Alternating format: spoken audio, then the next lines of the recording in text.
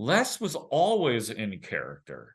He was always that guy, no matter what he was doing, no matter where he was, no matter what time of the day it was, he was always midstream, mid-thought with whomever he was speaking to. But there was no, hey, how you doing, where you're from, get to know you. You get to know Les, but really it's just right off the top of his head what's going on. And this is from the second you meet the man.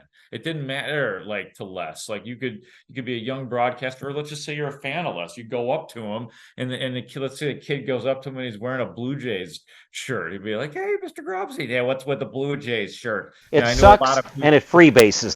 I know a lot of people that used to work in Toronto. Do you know a guy named Jack Barry Johnson? Kid's like, no. All right, then get out of my face.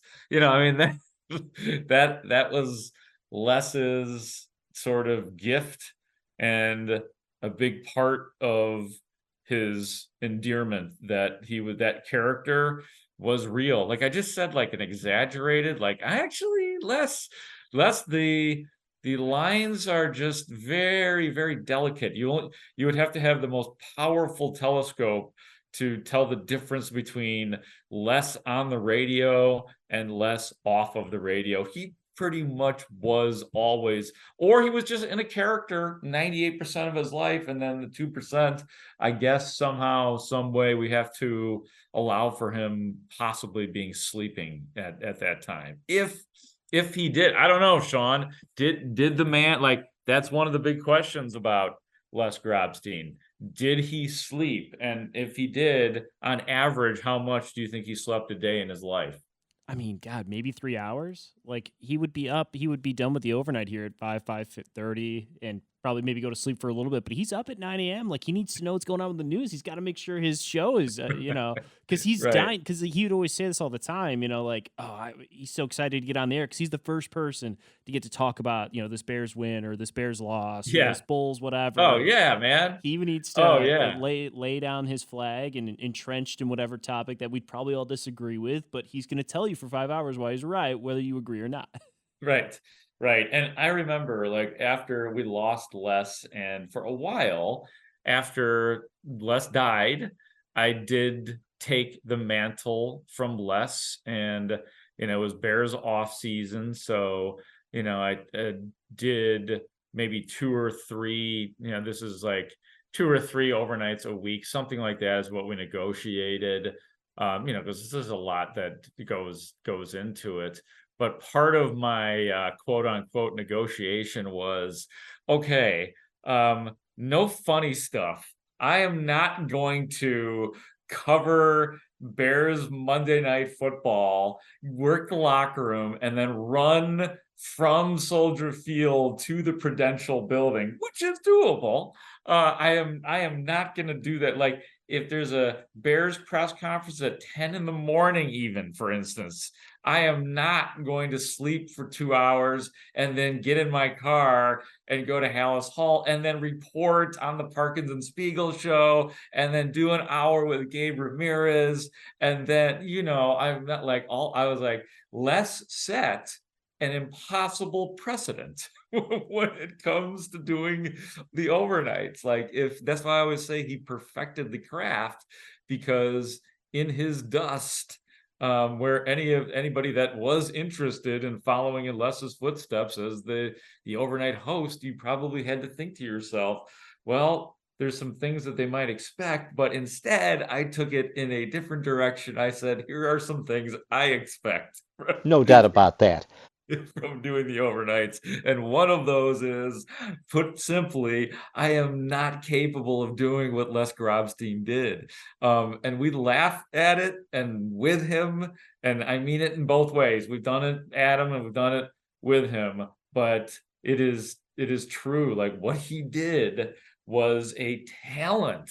It was a talent, and all the goofiness and all the peripheral stuff that came with it, that was great. And that was all of us around Les just sort of, latching on to the ridiculousness of sports, which Les had his own way of presenting. I think that's probably the best way that I could put it, that he was able to do that, and we latched onto it as much as we possibly could, because it was all around Les. But really, like, seriously, Les could talk for, if he wanted to, 7 hours a night. Like, he loved it when Mitch would be like, hey, Les, interested in doing maybe coming on a little early, like 10 o'clock? Done. That would be Les. He'd do 7 hours and they'd tell you about it. And I was the one he would tell about it, because I would come in early to work on the Mully and Hanley show and then the Mully and Haugh show. And I would get like, 20 minutes with Les, telling me about how it all went down and how serious, absolutely serious it all was, and that he did 7 hours. Oh yeah, I'd be like, oh, you've been on it for 5 years usually. No, I was on for 7 hours, and like it was a badge of honor. And it wasn't just like, got to get through it. It's 3:32. I don't know what's going to be happening to me when 3:30 hits today, by the way, ladies and gentlemen. But for Les, that was just, unfortunately for Les, his thought process was more like, crap, I only got 2 hours left. What am I doing after this? There's no game after I get off the air. So nothing for him to cover. But these are the things that we're going to be talking about tonight. I have a lot to say about our buddy Les Grobstein. And I believe, if I am not mistaken, Mr. Sean Sears, do we have our first guest of the night on with us? We do, Mark. We do. He's very excited too. Oh, fantastic. That means that it is our old buddy, my buddy. He is Scott Grobstein. Scott of the Grobsteins is Les's son, and he once again blesses all of us with his presence. 2 years, Scott. Can you believe it, man? Well, go Redbirds. Let's start with that awkward open, huh? How you doing, bud? Good, man. I'm doing well. Yes, Scott is a Illinois State Redbird, just like I am. And that was one of many things that Les used to mention you for. I mean, he was always glowing when he would talk about his son Scott, but one of the big things he loved to, of course, link me with you, because both Redbirds, which would lead us down inevitably a Doug Collins wormhole or Mike Vandegaard back from the 90s. That's all we have. Oh yeah, Les would take us on that trip for sure. Right. And then of course he would talk, Scott, about your ability to sing. And I always played dumb too. And I always be like, wasn't your son like a good singer or something like that? And then he would just jump in there and talk about you singing the national anthem at Redbird Arena and around here too, right? I've done it at Wrigley a couple of times. I'm actually looking at the picture right now. Years ago, many years ago, and then actually this past summer, I was actually able to do it with my son, which was really cool. He's a better singer than I am. He's going further with that than I ever did. Really? So we were able to do a duet at I think the Cougars game. So King County Cougars. We did a local, but it was a great thing to do. A lot of fun. That's awesome, man. Do you ever, because we always talk about the fun and goofy stuff, and I always like doing that with you, but I was just talking about it because, I can like, and I feel like every part of the putting Les Grobstein together for the next 5 hours or so, like every funny, goofy thing that Les did could also be met with the realization that this is also a very talented man, and there's not many people who could have done what he did with let's just talk about the overnight show specifically, and reach that audience. Sometimes people call them disenfranchised, which I guess by working the third shift, which I have done plenty of in my life, it is a disenfranchised group. It's a group that doesn't get all of the options and all the live radio, and Les brought it to them on a nightly basis and did it adeptly at the same energy level for 5 to 7 hours a night. Well, first of all, I want to, start out with just thanking you, Mark. Just you doing this means more than you'll know. Not just me, I'm just a guy, but to everyone out there who, remembered him and listens to him. And there is when I posted that I was going to be on tonight on one of my social media feeds, and I mentioned you. There's no better person to. I like how you said that, is angel attorney. That was perfect. that is on point. There's no person on this planet better suited to do that, or any other planet. The Pluto thing, than you. So thank you, thank you for taking the reins on that, man. Because you've got me through a lot of cold, dark winter nights, especially the past 2 years, with the ups and downs of the emotions of any sort of weird, abrupt loss. But so thank you. I wanted you to know that. So thank you, man. That means a lot that you would say that. Thank you, Scott. Yeah, no problem. And the only thing, as far as the overnight talk show, the ingredient and how he did this, he just told me he did a lot of 5-hour energy drinks. I always asked him, how do you do it? And I'm like, 5-hour energy drinks. I did one of those once, and it was awful. So he said he just pounded up. You probably would know more than I did what made him tick at that time, but he was one of a kind for sure. And yeah, what you saw on the air is definitely what you see off the air with him. There was no acting. I said this last year, and every time I go on, there's what you see is what you got with him, and there was no filter, as you and I both know very, very well. So yes, that's just one of the many, many fun quirks about him. Yeah, no, and a couple things out of what you just brought us right there, if I might. I was thinking about that. Like, I was trying to, in real time, right before I brought you on, come up with like what I feel my responsibilities are for Les now. And yeah, angel attorney, like just like the idea, I'm the liaison, I am the one, I'm like the historian, and so like that's kind of what, like there's a responsibility here, and it's not just carrying on Les. I have to carry on what Les was carrying. He had the 85 Bears in his back. He had the 70s Cubs. He had the early 80s DePaul team in that big bag. So I got to keep all that stuff alive, man. Well, good luck with all that part. I was just going to tell you that you just do you and be you, and then you brought all that up, and I was like, yeah, that's quite the that's quite the thing. Yeah. Oh, and really quick, the 5-hour energy thing was funny to me because I actually had, way back when, I had when I was doing updates for, I guess it would have been Mully and Hanley then. Yeah, sure. Definitely Mully and Hanley. I'm their update guy. And I had just, I was kind of the third wheel in the show and had a blast and all that kind of stuff. But I had an endorsement with 5-hour energy, a pretty good endorsement, one that paid decently, and that they, of course, sent me all the product in the world, so bushels of the stuff.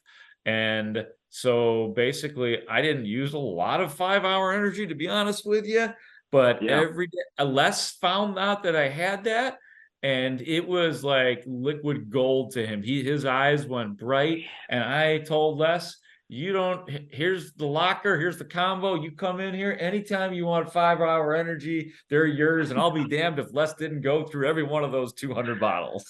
I did. That does not shock me at all. I've sampled one of those at one time in my life, and it was on a road trip early morning, and it just didn't quite have the effect that I was hoping it'd have. But I digress. That's neither here nor there. But I mean, you think of all of these random interesting moments where he would have his reactions, and you just think about our Chicago sports landscape and just the craziness that it is with what goes on at Hallis Hall and all the things. And I mean, the one thing that just stood out immediately to me was the whole Jerry Krause debacle or fiasco, which you loved to use the other night.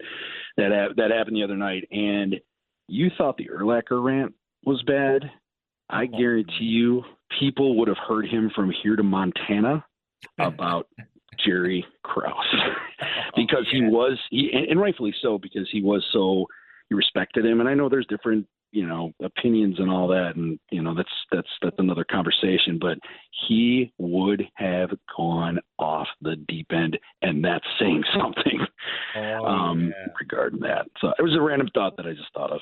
No, that's funny, but I think I definitely understand where you're coming from, But Yeah. I believe, because I've thought about this too, Scott, I believe that Les would have gotten tangled up in guys like Judd Bushler and James Edwards and Dickie Simpkins Yeah. instead of looking at the bigger picture of the, what happened with Jerry Krause and Thelma getting booed and all that. He would have just been so in his zone telling you a story about Jason Caffey or the Oh my time John gosh. Sally helped him out to his car or something. You know what I mean? Like, I don't know Yes. if Wes would have ever seen the big picture because he'd be so far behind in just catching up with all of these people that he loved.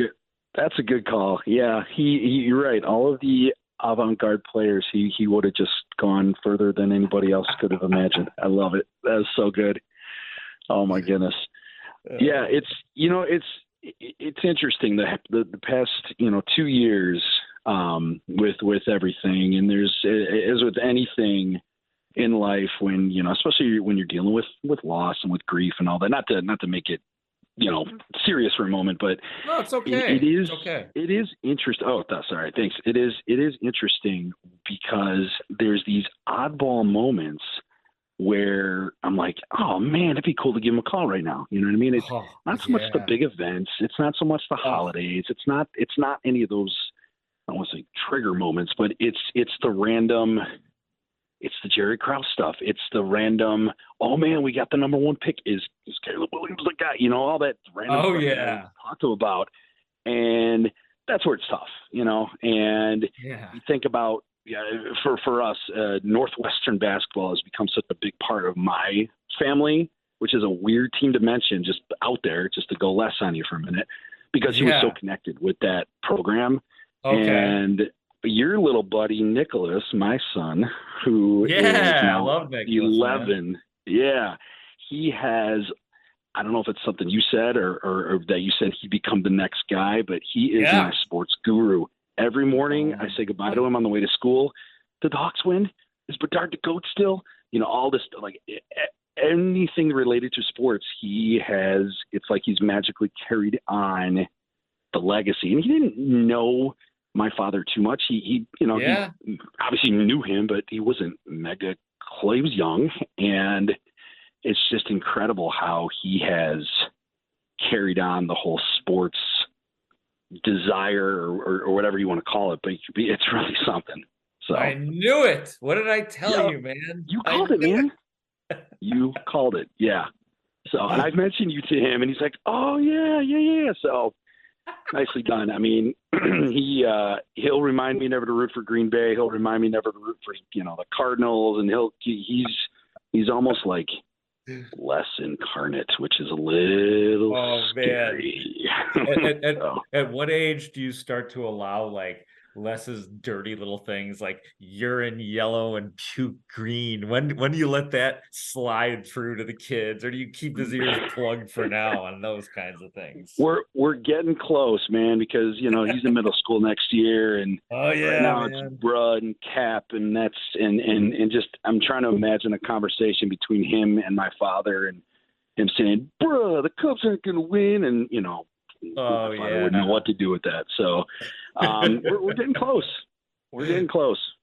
Oh man, yeah. I would think so. Yeah. No, I love it, man. I love that you and I get to still converse, and it really means a lot. This sounds ridiculous. It means a lot to me that it means a lot to you that we are doing what we are doing here at the Score. So absolutely, that means a ton to me, man.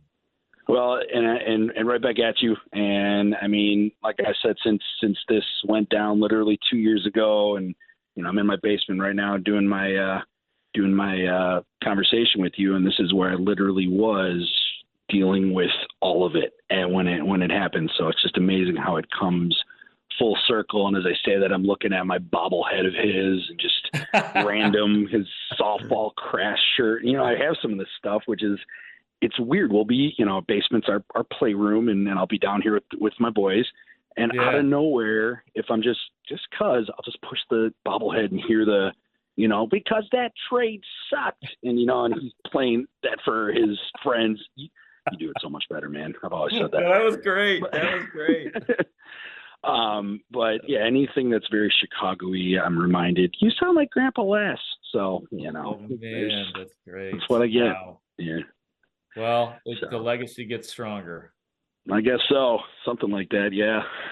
Yeah. But I really, I can't thank you enough. I can't thank, just to drop two other names. I mean, Mitch Rosen has just been unreal. Just, calling, texting just from day one and just periodically out of nowhere, how you doing? And nobody owes me that. My Aunt Holly, I know you've talked to her, obviously bless his sister.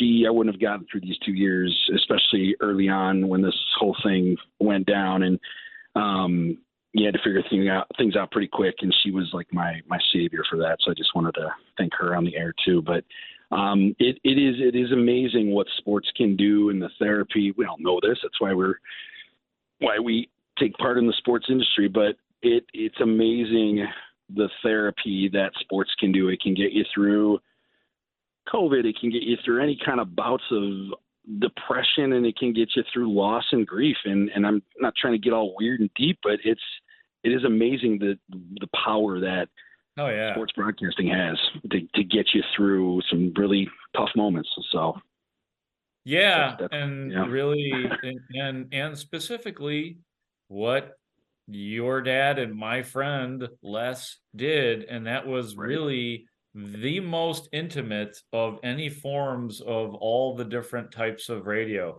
And local AM radio is your friend who has a lot of the same beliefs as you do, speaking to you on the radio. And there is something, like, if people who like, we can go really deep on radio and AM radio, that is a comfort that some people recognize and some people don't recognize, but it's all a comfort.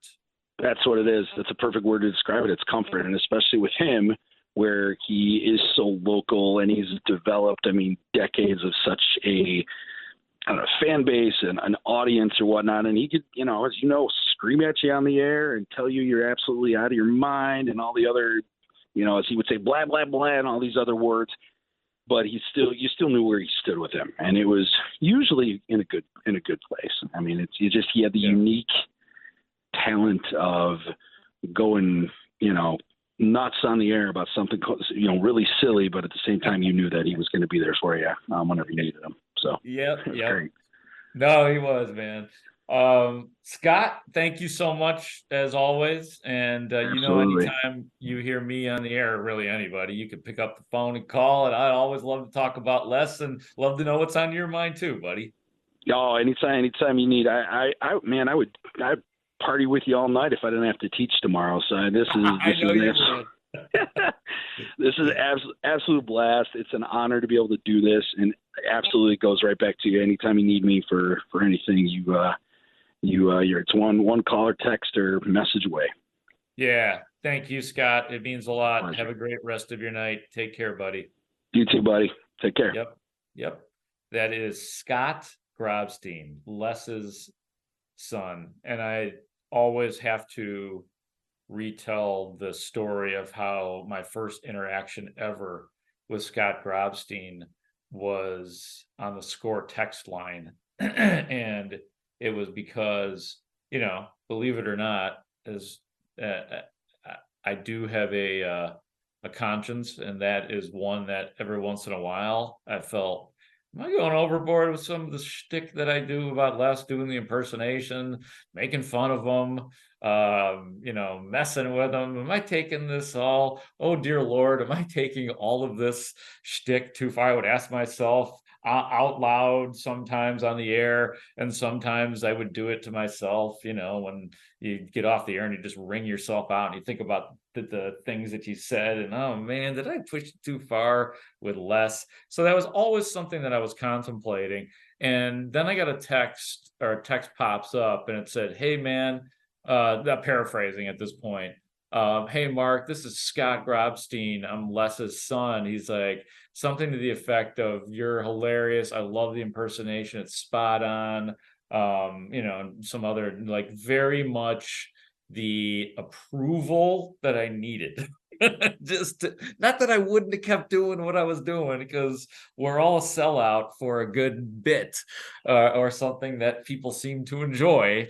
But it was still nice to have gotten that verbal hug from Scott, and we've been friends since and have interacted several times, and that's Scott Grobstein right there. We're going to take our first break. By the way, phone lines are going to be open. Be patient with us. We've got a lot of guests throughout this overnight, but the phone lines and text lines are open. 312-644-6767. As always, Sean Sears is our producer. He will be guiding me and you throughout this night, and some of the people that we'll be talking to. This is like an award show where you just have all these stars tonight. George Clooney, so and so. But in this case tonight, we've got Kathy, Les's girlfriend, who will be coming up here just momentarily. Cheryl Raye, George Ofman, Mark Potash will be on the show. And you. We'll have Lawrence Holmes on the show. We'll have Mitch Rosen. Now I'm going into Pat Hughes for some reason. But all of those people that I just mentioned and more will be on the show. We have threatening to call in Adam Harris, an ex-Grobber producer, Rick Telander, threatening to call in as well. So just stay tuned. This is going to be a lot of fun, but let's take our first quick break, and then we'll be back to talk to Kathy, the one that kept that allowed Les to be around as much as anybody. Let's put it that way. That's coming up next here. I'm Mark Grote. It's the Les Memorial Tribute Show on Chicago Sports Radio 670 The Score. But one of the themes of what we will talk about throughout the night is, yes, Les Grobstein, the character, but also Les Grobstein, the talent. Les Grobstein was a talented broadcaster. He had a good sound. He spoke well. Good pacing, all that, presence of mind, the ability to speak off the cuff. I don't remember, we all script to some degree, but now when I'm talking about like when we're doing updates and more straightforward news, but there's only so much you can script, and I don't think Les was much of a scripter. I don't think anybody would be surprised by that, but Les was off the cuff, and that's part of why I got along with him so well. We were both off the cuff together, usually at about 4:30 in the morning when he was getting out of there and I was just starting my day. And that's how we started our on air. And, we'd already established a friendship before that, but we were always close. And yes, I did go overboard at times, but for the most part, it was love, baby. It was love for sure. Speaking of love, the love of Les's life, I would suspect. I don't know if I ever heard Les say that, but he probably did actually at some point in time. But I bet that our next guest would qualify, and that is Les's longtime girlfriend, Kathy, who I have known for a while. I think, Kathy, did you and I meet at the Lady Gaga concert? Was that the first time we met, or have we met prior to that? I'm not sure. I think it was during that concert. Yes, it was during that concert. He introduced us. Yeah. And I said, "Who is that guy?" Yeah, I was with my girlfriend Kim then, and it was the United Center, and Kim and I went to see Lady Gaga, and Les was there with you, Kathy, to see Lady Gaga, and there's Les, and there's Les, and he Les didn't want anybody to even know he was there, and there you were. So he was hiding that. Oh, I did not know that part, Kathy. He didn't want to make a big deal out of that one, huh? No, he didn't. But he said he was doing it for me, so I'm like, okay. And there you were, Mark. Yeah, of all the people that he knew it was over, he knew there was no way I would not make that. Here I am talking about it on the air right now. It was never going to be secret. Well, now everybody knows, but it was good. Well, I'll tell you what, Kathy. He actually enjoyed it, so. Yeah, he did. And yeah, well, see, the problem was, Kathy, you know this better than anybody. He was a Madonna loyalist, wasn't he? Oh, yes. Oh, yes, definitely. He had stories to tell about her. Oh, yeah. You might have heard it. I'm not sure. I can't even remember at the time. But yeah, he had a lot of good stories. Yeah. But, Any of those that can be shared, or is that like, would that be violating a Grobber law if we were to share those?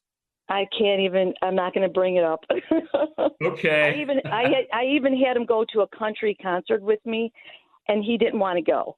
And eventually, he ended up liking it. So I was like, okay, but he tried something different. He's never done that before. So I'm like, I'm not even, going to tell anybody Yeah. that you did this for me. But that's love, right? That is love. And yeah, I mean, those are just like really nice human things to do. So that's very cool that you let us behind the curtain just a little bit there. Let us even farther behind the curtain, if you would, Kathy. How did you meet Les? Oh, that's funny you said that. Les and I lived in the same building. And one day he ended up talking to me, and we had like a little conversation. And he mentioned that he's going to Cub spring training. And I'm like, oh, okay, that's interesting. And he asked me that day if I would be willing to go with. And I said, maybe I will. So we ended up doing that, and we had different schedules. So I found a way to fly out there, but I had to fly alone. And I've never done that before. So what the interesting thing that Les did was he said he was going to draw a map of the inside of O'Hare Airport to the terminal where I'm supposed to be at, so I don't get lost. Oh, my God. So when I landed in Arizona, he was going to be at the other end waiting for me because he knew I was nervous flying. Oh, yeah. So we ended up at a Cubs, spring training, and that's how it all started. I decided to go. And we had a really good time. I used to work at the Cubs convention every year, and I was telling him about that because my friends owned a business, and it was hot dogs and pizza. And I used to have fun over there. Well, he used to come over there when I worked, and he introduced me to a lot of people like Fergie and Wayne Messner. I met a lot of people, and he was really happy that I was doing that. So that was interesting. Yeah. Yeah, but, we did a lot of different things in Arizona, too. I mean, he introduced me to a lot of people. I sat in the front row, watched the Cubs play. Les one time was trying to teach me how to, do a scorecard. And I'm like, there's no way I can do this. He had his big collection of the scorecards. Oh, huge. Man. Yeah. Oh, yeah. That's incredible. But he would be looking for me a couple times when he was in the press box and he was reporting and stuff. At the end, he'd be calling me. He's like, where are you at? I'm like, I'm getting a signed, Sammy Sosa ball for my collection of signed baseballs. He's like, you're kidding. He would know where to find me at the end. So, and then I would be sitting down waiting for him somewhere near the ballpark. And who comes out of the door, and I might have mentioned this before, it was Ron Sano. So I asked him, I said, can I take a picture with you? He's like, sure. It was really nice. Wow. Yeah. And I still have the picture to this day, and it's just something, you cherish and stuff, But he was, Les was always helping me to either meet somebody or, get a ball signed for my collection. Yeah, no, that's perfect. Like sometimes you just meet your soulmate, and it sounds like that's what you and Les certainly had with each other. And I could tell that you guys are very different, and really everybody is different from Les, which is like, I was just thinking about the juxtaposition of Les Grobstein, like was ready for live radio at any moment. Like he was like a radio minute man. Give him the microphone. I don't care where it is. If he's at a ballpark, he's in a parking garage, he's on a payphone, he's in a tent, wherever he is, he's always ready to go live. Meantime, you, Kathy, you probably have a little anxiety when you get in front of a microphone. What, am I right? I do. I'm totally different than he is. He loved it. I did not. I'm like, oh my God, he loved the attention. I didn't. Right. Right. You hated it. Yeah. Oh my gosh. Yeah. But yeah. But I got to tell you, he did love going out to restaurants, a lot of nice restaurants. One of his favorites was Don and Charlie's in Arizona. He everywhere we went, he always loved nice restaurants, and Uh-huh. he loved his travels. Always loved his Yes. vacation. And a quick story about our Hawaii trip. We were by the pool bar, and there was this big, large TV, and sports was on. I said, "Yeah, go ahead, go watch some sports." And then I went over there. Some guy turns to the right and says, "Are you Les Grobstein?" I'm like, "I can't take you anywhere." That's hilarious. But he enjoyed it because after a while, like, being with me for a week, I mean, like, took a little break and started talking more sports with somebody else. And they picked his brains. So, Oh yeah, no, like I said, he's always mid-thought, mid-sentence. It's never like the beauty of Les is that there doesn't have to be a warm-up in the conversation. It's just boom, you're right into it. It's not, hey, how you doing? How was your day yesterday? It was, how the hell did Skip Dillard miss those free throws last night? Did you see what I saw? And maybe Yes. some cheesy joke that Les has been testing on everybody. I know, exactly. Yeah, I have another quick thing that happened. Les went to Von Steuben, and Oh yeah, sure. yeah, and the story is that he invited me to the reunion, and I went, and someone came up to me and asked if I had graduated with them, and I said, "No, I'm with Les Grobstein." So they were shocked, and Les was happy that I had attended, and he was very liked, and very happy to talk about sports to all the people at Von Steuben. But I was a little out of place a little bit because I'm a lot younger, and but he was happy I was there, so it was fun. Yeah, no, that's amazing. He always talked about Von Steuben too, as well. He always talked about it. Oh yeah, it's such a less word too, like Von Steuben, more like Von Stupid. Actually, I would never say that too. Yeah, But that's something he'd say. Yeah, he would. Yeah. But yeah, and I was going to ask you, Mark, what would you think Les would say today about the Bears? Just because he always talked about that to me. Oh yeah, well, I think honestly, Les would be in the biggest. I'm so glad you brought this up. This is be the most important war of his life going on. We are all fighting for Jordan Love to not be the third part in the trilogy of immaculate quarterbacks in our lifetimes, just deflating the Bears. So he would be in the fight of his lifetime with these Green Bay people and telling people you're not going to get another. Jordan Love is not as good as there. I saw all those guys play. He couldn't carry their jock. That's what he'd be saying. Yes, I agree. Yeah, it'd get ugly. It'd get ugly. Mm-hmm. I mean, I didn't even think about that. You may have just given me the theme of this show tonight, Kathy. If Grobber was still alive, he would be in the fight of a lifetime. Dun, dun, dun, dun. I would say, yeah. And talk about the Green Bay Packers too. Oh yeah, that's what I mean. It would be just he'd be the urine yellow and the puke green, as he called it. I think he always said the pukey color or something like that. He would say to me all the time. This makes me wonder, like when I talk to you now and we're saying all these things, and I lived my life story with Les as a friend, somebody who I was around periodically. You were around him presumably most days of your life. How did you sort of deal with all the idiosyncrasies of Les and learning this whole sort of new way of life that Les brings to one? I don't know. I just did a lot of listening a lot to him. I was with him every day at lunch, weekends, and I just listening and learning, and I hear his frustration if a game, went pretty bad, he would talk about it.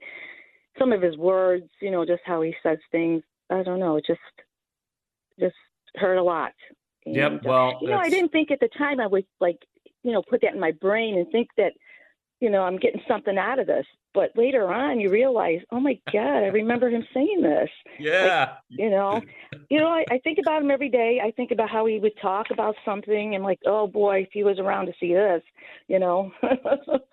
Oh yeah. That, No, I but love it though. You did get something out of it. That is beautiful. I can see that too. Why do I have to learn about this manager who went on this tirade? I don't understand. But then some historian brings it up and Les's name comes up and Kathy's like, "Oh yeah, I know the story he's talking about. That is something that I needed to know." right. Yeah. I mean, these names that he kept talking about, and I'm like, wow. I'm like, okay, whatever.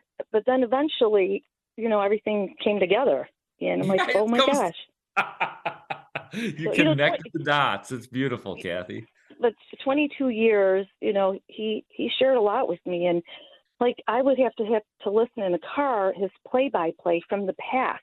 Oh my God. And I would have to hear him. All right, listen to this one. And I'm like, okay, all right. I don't understand all this, though.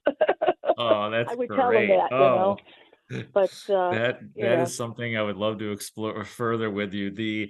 Hey baby, listen to this. He did it in the beginning of dating and stuff. Oh, that's quite a so bit. good.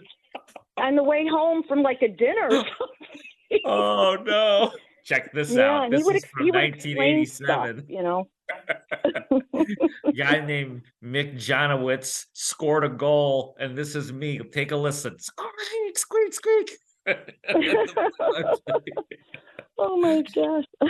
Oh, that's hilarious. Wow. Well, you have brought I've been to a lot of games though. Oh yeah. Oh, I bet you have. I bet you have. I mean, that's all part of the package, right? Yeah. I mean, I enjoyed it. I mean, I would call them from my cell phone. But the interesting thing is I'd be in like a 300 level, and I can't barely see too well, and I'm by myself. So I'm like, I ended up scooting all the way in the front row sometimes. Oh, my God. And he goes, where are you? I go, I'm in the front row. He goes, how did you do that? I don't know. I just got up here. Oh, man. Kathy. When you're by yourself, it's easier, but yeah. Yeah. Kathy, thank you so much for coming on. And just so you know, coming up next here, Kathy, we are bringing in Jon Greenberg, and we're going to do the Bum of the Year. Oh, gosh, that's memories. Oh, that's memories, all right. Oh, yeah. Yeah. But I do want to thank you, Mark, for what you're doing today. And it is really nice and brings, I don't know, some happiness to me a little bit, and realizing, the memory of him. And also wanted to thank Mitch. He was keeping in touch with me as well. And, it's been 2 years, and it's been kind of difficult. I mean, I think the second year is even harder. And realizing he's not coming back, Yeah, and it's more real than ever, right? It is. It's more real. I guess you go through phases in life, and when this happens, I think about him all the time, and I know his memories. I mean, they just last a lifetime.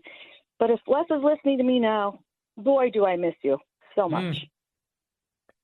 Amen, Kathy. Well said. We love you back, and we appreciate your support, and you're a big part of these Grobber Memorial shows, which will keep coming, I promise. Have a great night, Kathy. Okay, thank you. He is to writing about Les Grobstein as I am to talking about Les Grobstein, and he's pretty good about talking about Les Grobstein as well. From The Athletic, he is Jon Greenberg. What's up, Johnny boy? Well, the fact that you and I are Grobber experts shows why we make the big bucks and why we're on the radio at 1 a.m. It's like, oh, Grote, you like doing all your little impersonations, eh? How'd you like to have to be the person that does the Grobber overnight memorials every year? Like, shouldn't we be like experts on like Michael Jordan or like, you know what I mean? Like someone who like could make us a lot of money and get us some fame. No, you and we're more like, hey, leave that to like Sam Smith and like, people like that can write the book on the famous people, and you and I will just talk about less. Well, what's funny, man, is I wouldn't want it any other way. Like when Les passed away, and Mitch asked me to do it, I was like, I had to contemplate a little bit. But the first thing I thought in my head is, you're damn right you're asking me to do it. And you're damn right I'm the leading candidate to do this because I'm the only one who can do this right. So I do feel like it's a bit of a responsibility. And I wonder if you probably would feel the same way, that you feel like you got a pretty good handle on being the biographer for somebody like Les Grobstein, considering your personal listening habits to the man himself. Absolutely. I don't know how I got started writing about Les. I love that Chicago Reader story, and I think it was Ben Jarofsky wrote it. And this was Les's first, it was written during Les's first stint as the overnight host of the Score. And I think that's how I got to see him, as more than just like that crackpot in the clubhouse and, in the locker room.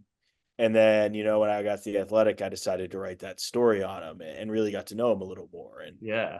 I mean, he's a character. I mean, I talked about it with Dan and Lawrence yesterday, I guess it would be now.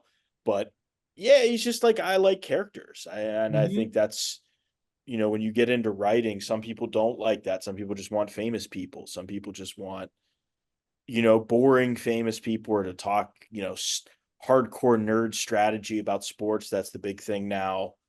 I'd rather just write about characters and like people that, have good stories, and people. I also have like a soft spot about people that just kind of like come up on their own, right? Like Les, I mean, he just built this career for himself. Yeah. Totally. I mean, like, Yeah. and like, I really have a soft spot for people in sports that just come up with like not a lot of help and just kind of make it on their own.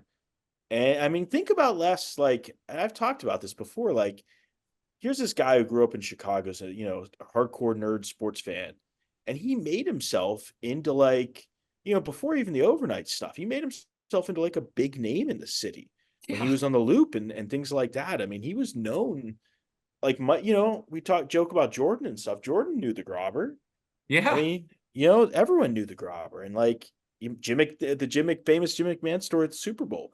Like, Super Bowl, the only Bears Super Bowl in history, and Les was, or one of two, I'm sorry, but the one where they actually won, Les was like in the center of like the news I know. that week. I mean, like, how People were funny is that? interviewing him. He had like a Yes. gangbang around him. Yes. And they said, I think it was what's his name, Bob Verdi's book with McMahon, where he said Les came down looking like an unmade bed when they interviewed him on TV. He always looked like an unmade bed. It's a great line. Oh, that's so beautiful. I was just talking with Kathy, his longtime girlfriend, and she brought up a couple of things that a couple of new twists that don't surprise me. One of them being that very early on in his relationship with Kathy, like he said, maybe like in the second date, he played for her tapes of himself doing play-by-play. Like, Which hold means, on. John, which means he did this with every one of his girlfriends. Oh my God. It's like, and she's like, was this on the air? Were they the ones in the air, or the ones he just did for himself? That's a good question. I assume it was probably like, now listen to this one. This is the second year of the UIC Flame Pro. John Borgominski scores a goal, but I got it right. They said Borgominski. I said Slavansky. I was correct. Listen to this. He's got some like Rosemont Horizons soccer game. Rosemont Horizon. That's like one of my favorite ones from the story I did. The big one I did, and I think it was 2018, was, the monoculture bet this year, is whatever year in the 80s, I think it was 1980, was Who Shot JR. Oh And the yeah, Who man. Shot JR episode was on, and everyone in the country was watching it except Les. He was at a Rosemont Horizons game. So it was Les, the soccer players, and like the 100 people in the stands at the Rosemont Horizon, and everyone else is watching Dallas. Right, of course. That's it. That's the essence right there, man. The other thing was, and we'll get to bum of the year here as well. That's part of why Jon Greenberg is here. So he and I can kibitz about it and reveal the winner, and even more fun, just releasing the nominees. But I was just thinking about this.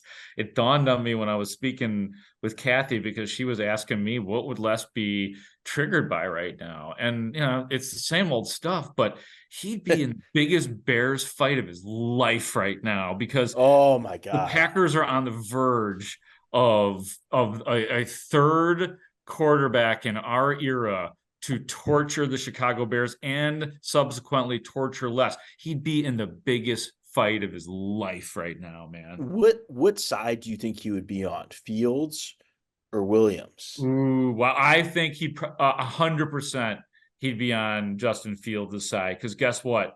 Caleb Williams got a little flash to him, a little flair to him. Yeah. Robert, don't play that game. No, he wouldn't like that. Justin Fields is respectable. He's a good guy. He's peaceful. He speaks well. That would be all. The Caleb Williams painting his nails. I don't think KMA. No. You would, God, but, and you know what? And he was bad against Notre Dame, and that would have been the only game Les watched. Yeah. Oh man. So that's a good one. But then I don't know. I mean, would he have liked how Fields played? I don't know. Blow it all up. No, because he would have just compared him to Sid Luckman, and probably would have made an argument for Sid Luckman being better. He would have probably blamed Getsy. Yes. Yeah. Definitely. He would not have been a Getsy fan. No way, right? Because he hated, like, Mike Martz was on his like top 5 list, I think. Oh, really? And I think that does come, like, he's naturally predisposed to disliking offensive coordinators. Okay. So, I'm trying to think what else would bother him right now. Well, how do you think he would have felt about the Thelma Krause thing? Would he have been? Oh, he would have been really pissed at the crowd for booing? Yeah. Okay. I think he probably. Now, did he like Krause? I don't know. That's a great question. I don't remember him doing too much. Like, because I feel like we'd remember if he hated Krause, but I don't know. See, I would be curious to know the relationship, because they're very similar. They both grew up in like the same part of the north side of the city. Yeah. Both Jewish guys who kind of made it on their own. Yep. But similar age, right? I would have to assume Krause hated Les because he hated most reporters. Right. You know what I mean? Yeah, no, that's true. But how Les is, though. He was everything from the past, is paramount to him. Paramount. So if people were disrespecting, the guy he covered, he was there for the 6 championships. Oh, that is so true. It would have really bothered him. He would have been furious at the fans. Yeah, but you know what? Here's the problem, and here's why Les probably never made it, like, could never have been like a drive time everyday host, is because Les gets tangled up in stuff he shouldn't get tangled up in. This would have happened, man. He would have gotten tangled up in Judd Bushler and telling us about James Edwards and regaling us with Dickie Simpkins stories. And there would have been Jason Caffey that I carried his golf clubs to his like, he would have gotten so tangled up in those names. Right. Never would have seen the big picture. Right. He would have just been talking about Artist Gilmore for like 2 hours, right? Yeah, totally. Who was the guy that basically invented the bowls? Dick, was it Dick Klein? Dick Klein.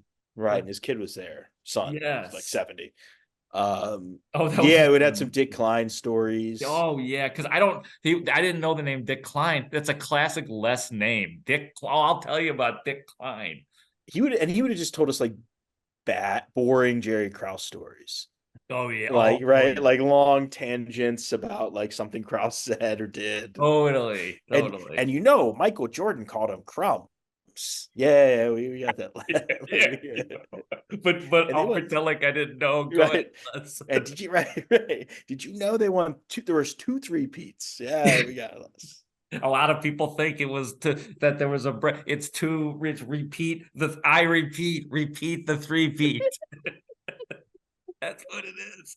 All right, we have to get to we have to get to the bum of the year candidates. Will you do the honor for us, Sure. Jon Greenberg, to first read the candidates that you and I talked about? Some you did some of that. You came up with some of the candidates on your own as well, but I agreed wholeheartedly on all of them. Who are the candidates that you put down on your Twitter account for this year's bum of the year? Okay, so bum of the year. Candidates: Jerry Reinsdorf, Pedro Grifol, Rick Hahn, Matt Eberflus, Luke Getzey, Alan Williams. So we've got three each from the White Sox and the Bears. Zach Levine and Aaron Rodgers. In honor of no politics. No politics. No politics, never. But the fact that he wanted out and he got to New York and then he got hurt and he's opening his mouth all the time. Grobber, one, he never would have been able to find the Pat McAfee show or like. Oh yeah, that's for sure. I would have loved to see like just a video of Grobber watching the Pat McAfee show. Like, how long could he have paid attention to that? But he would have. Oh man, I mean, Aaron Rodgers deserves it. Yeah. So those are the nominees. Who do you think won? Who do you guys think won? Sean and Mark. I got to tell you, like, my first blush, even when we were doing this, was just because maybe I'm around so much Getzey bashing in my everyday life. I would think Luke Getzey, but I think, assuming Les didn't have some fear of Jerry Reinsdorf, well, actually, it doesn't matter. This is the fans voting. I'm going to say probably Reinsdorf. Probably Reinsdorf, just because of the complete White Sox bedlam. Sean? Yeah, that's who I picked, but I could see a case be made for like Rick Hahn. I could see that coming up. Definitely any of the Bears candidates there. Like, I mean, if Eberflus didn't turn the season around, whatever we want to call it, the defense, maybe he's the guy. But right, I agree with you though, Mark. There's no way he'd say a bad thing about Jerry Reinsdorf. He I don't defended think he would. that man literally to the end. Right. Yeah, I don't think he would either. He would blame other people. Yeah, right? He would avoid it. He'd be like, I think Les had a healthy fear of the big boss. Well, not all of them. But unfortunately for Les, Jerry Reinsdorf was the runaway winner. With last year he finished. Someone said to me on Twitter, they're like, he finished second last year, and Jerry worked really hard this year to win.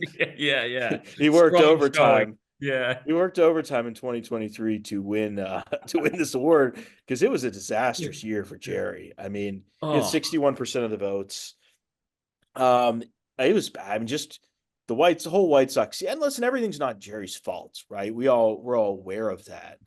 And Jerry, in his defense, did fire Rick Hahn and Kenny Williams, which we never thought he would do. I thought they would work there till he died or till they quit.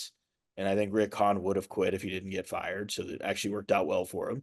And then the classic Reinsdorf immediately hiring Chris Getz, who I like. I like Chris Getz, and I think he might be good, but like, that's crazy, right? You had no reason to hire him. And then his reasoning was, if Branch Rickey were alive, it would take him a year to figure out what's wrong. Yeah. And then all Chris Getz has done is like, he got rid of a bunch of guys, signed a bunch of guys that can play defense, can't hit. It looks like a 110 loss team now. So Jerry, and then the Bulls stuff has just been a kind of a disaster. I think some people are voting on Jerry specifically because of the Thelma Grouse. Even though of course Jerry has nothing to do with any of that. Right. Like, he's not involved Jerry's not involved in event production these days. Right. No, he's not. He's not the one.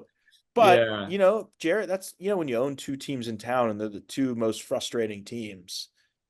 Besides the Bears, but like, they're just consistently frustrating. That's what's happen. And nobody really has a better way about him than Jerry Reinsdorf, and sort of subtly, maybe not even so subtle, of being an owner who is obviously a billionaire and saying, F you, here's the way we're doing things. Yeah. tough luck. I don't really care. I'm not going to answer all the questions you guys are asking. And some of the answers I'm going to give you are just going to piss you off. And I don't care because I'm going to go smoke this cigar and go live in my billionaire world when I leave this room with the 6 reporters that I allowed in here. Right. Yeah. He let in like the beat writers, Bruce, Yeah. Chuck and Connor, but they didn't talk because I listened to the tape. I was so pissed I wasn't there. I listened to like the next day on the tape Bruce gave to the score. And man, it was crazy. I some good questions asked, some questions not asked that was a little questionable. But you know, the fact that Jerry, you know, I mean, like the first question, he's like, before I take any questions, I just want to say that shot did not come from inside the ballpark. Wow. The mystery gunshot, it was outside, and we're going to prove it. And then literally nothing's happened since. Wow.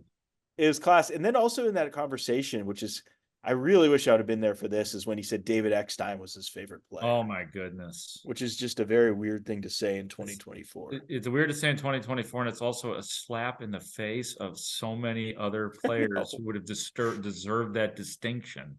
Right. He likes him better than Frank Thomas. Yeah. He's like, oh, that's David Eckstein. He was fantastic. I mean, I'd make an argument for Cliff Polite being ahead of David Eckstein. Yes, exactly. You know what I'm saying? Yeah, Polite and Kotz. Yeah. They got him a David ring. Eckstein. Oh man, it's unbelievable. I want to hear that tape now, man. You've got the whole tape. Huh? I want to hear the tape. No, it was on you guys. You guys have it. Do we have the whole... David Eckstein? Oh, okay. So second place, yes, bum of the year was Aaron Rodgers. Okay, the spirit is alive. Yeah, I think that was, you know, really, you know, people trying to, somewhere less is smiling. Oh yeah. So he got second. Third, Luke Getsy. Okay. Clear third place winner, Luke Getsy. The scapegoat of the Bears' problems. Yes, he was the scapegoat. Sometimes probably slightly more unfairly than fairly, but he had flaws. There's no doubt. Yeah, 100%. And then after him was the mysterious firing of Alan Williams. Oh yeah, that's a good. What you say? I was just gonna say Les would have been careful about that. He would have been. He's a little uncomfortable with serious, like just because of if it was because he got fired because his defenses sucked, then Les would have had a field day. But because there was this mysterious and like a lot of ugly type rumors that surround, he wouldn't have wanted anything to do with that. He would have shut that down immediately. He would have been dumped any collar. Dump him all over the place. So Alan Williams, weirdness. And then after that was Eberflus. Very close behind. Okay. Then we got, let's see, then Pedro Grafal nipped Zach Levine by 1 vote. Wow. I would have thought Grafal would have been higher up on the list. Me too. And then Hahn is kind of Reinsdorf. And then Hahn was like about 2 behind Levine. So Hahn finished in last. Oh, Hahn finished in last. Okay. Which I mean is that, you know, like we know, I think everyone realizes he was dealing with Kenny and dealing with Jerry and dealing with all these underachieving players. But, you know, listen, he's the GM of a team that lost 101 games and got fired. Yep. You know, I'd love to hear that. I would love to hear the behind the curtain stuff from Rick Hahn someday. Like, and I know he's not going to, assuming he wants to continue in the career path that he's been on, I'm sure we're not going to get that book, but maybe down the road, man. I'd love to hear the stories of all these GMs in town, whether with the Cubs or the Sox, Jim Hendry and Theo. I like the stuff that they didn't do and the stuff that they did do that they regretted. I think that stuff that's something you ought to work on, Greenberg, for your next book. I wish people still talked like that. Like no one really wants to talk anymore. No one wants to deal with Twitter. No one wants to deal with all that stuff. So it would be great if people still opened up. But... So true. Bless you, my friend. Okay, so where were we? We had Flus, Grafal. Oh, okay, so we went through the whole list. Okay. Yeah, we went through the whole list. So Jerry. There it is. You know, I hate to, you don't want us to tell an 87-year-old guy he's a bum. You know, it's kind of rude. Jerry's not a bum. He's 7 titles, whatever. I mean, but it was a bad year for Jerry. I mean, that was a bad year. The highlight of the year was the Bulls winning 1 play-in tournament game. Oh, that was literally the only positive thing. My God. Yeah. Right. I mean, and he even said, I mean, I was in the one day I was in the owner's like dining room with someone I knew, like brought me back there, and Jerry came over and went up to one of the owners, one of the minority partners, and goes, "What are you doing here? I thought you were a smart guy. This is awful." Like, and I didn't write that or anything. So I mean, he was kidding, Yeah. but he was also kind of serious Oh because it yeah. was No. awful. Like when I he love that Reinsdorf sounds a little like Frank Sinatra. That was great though. he I is love he is, that. he's Yeah. Jewish Frank Sinatra. Yeah. He's and that was I mean he repeated that again at the he said how awful it was in his at the Getz press conference. Man, it was just I mean just the shooting, the just Oh, everything going wrong with the Sox, the Bulls being bad, Zach asking for a trade, yeah. basically. It's just, and then it all kind of culminated in the beginning of 2024 with that the only disastrous Ring of Honor ceremony like I've ever heard Oh of, my God, that's so true, man. like the Ring of Honor Yes. ceremony is pretty easy. I was just gonna say that what turned into be like this unbelievably like caustic story should have been the feel-good moment of the Yeah. year for the Chicago Bulls on the same day as the Cubs convention. Right. Yeah. I mean, it's just like, I go over there, I'm talking to Mitch at Cubs convention, and then I go over because I went there first, and then I go over to the Bulls game, and just like I did not expect I wasn't even planning on writing that night. I was just kind of going, maybe writing something the next day, and Right. I'm like, I gotta write this. Right. And Oh like yeah. it's brutal. So Oh my God. Les would have flipped out. Oh yeah, he would have flipped out on that. Absolutely. Um, I was The thinking, Packers lost, the oh, season-ending Packers loss would have been classic. oh my God. Can you imagine those calls with Jordan again? Jordan Love drilling you for the second straight game. Jordan Love drilled the Bears in the first game of the year, and then he did it again with a bunch of no-name receivers. Les would have been on his heels and would have been starting the most important battle of his overnight career, perhaps. He might not have survived that He one. might not have survived. That might have been the end. Oh God. The only thing that would have saved him that day would, I thought about this too. The Cubs convention. I don't know if you saw, like, I'm a sucker for the introductions at those things just to hear the reactions from the crowd. But they invite all the Cubs alumni in first. And there were some names that were doozies, like Tim Stoddard, the old relief pitcher. That's a grobber name. If he would have had 10,000 words for me on Tim Stoddard and Bob Dernier and Ted Lilly and Jody Davis, that probably would have saved him that day if the Bulls had given him a heart attack.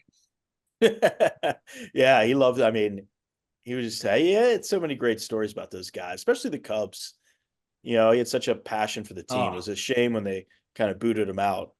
Yeah, we never got to write that biography where he had a whole chapter planned for Peter Chase. You mean the guy that kind of booted him out, as you said? Kind of. Yeah, kind of. Kind of. I love how we're all like tap dance around it. MLB had that sting operation on Les.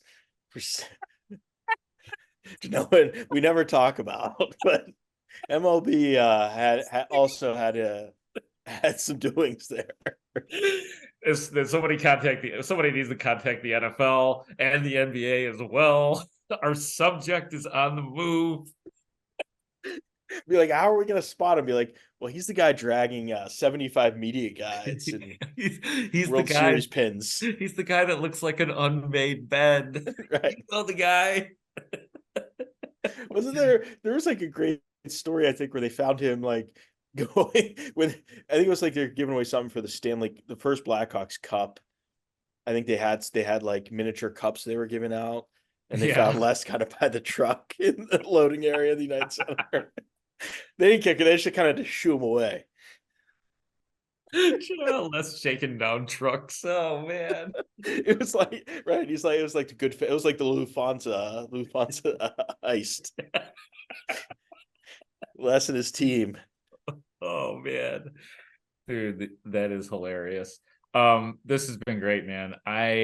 really appreciate you coming on. I appreciate the effort and the passion that you have for Les, because I think you and I get each other just because of that, if not the other hilarious things that you and I talk about when we see each other. But we can't talk about here, but No, yeah, we can't. no, but yeah, and another thing too, I mean, and like, I don't know if anyone under the age of like 75 is listening to this, Right. but, I always try to tell when I've taught it to Paul and other places, like try to get young people like to read about sports history, Uh-huh.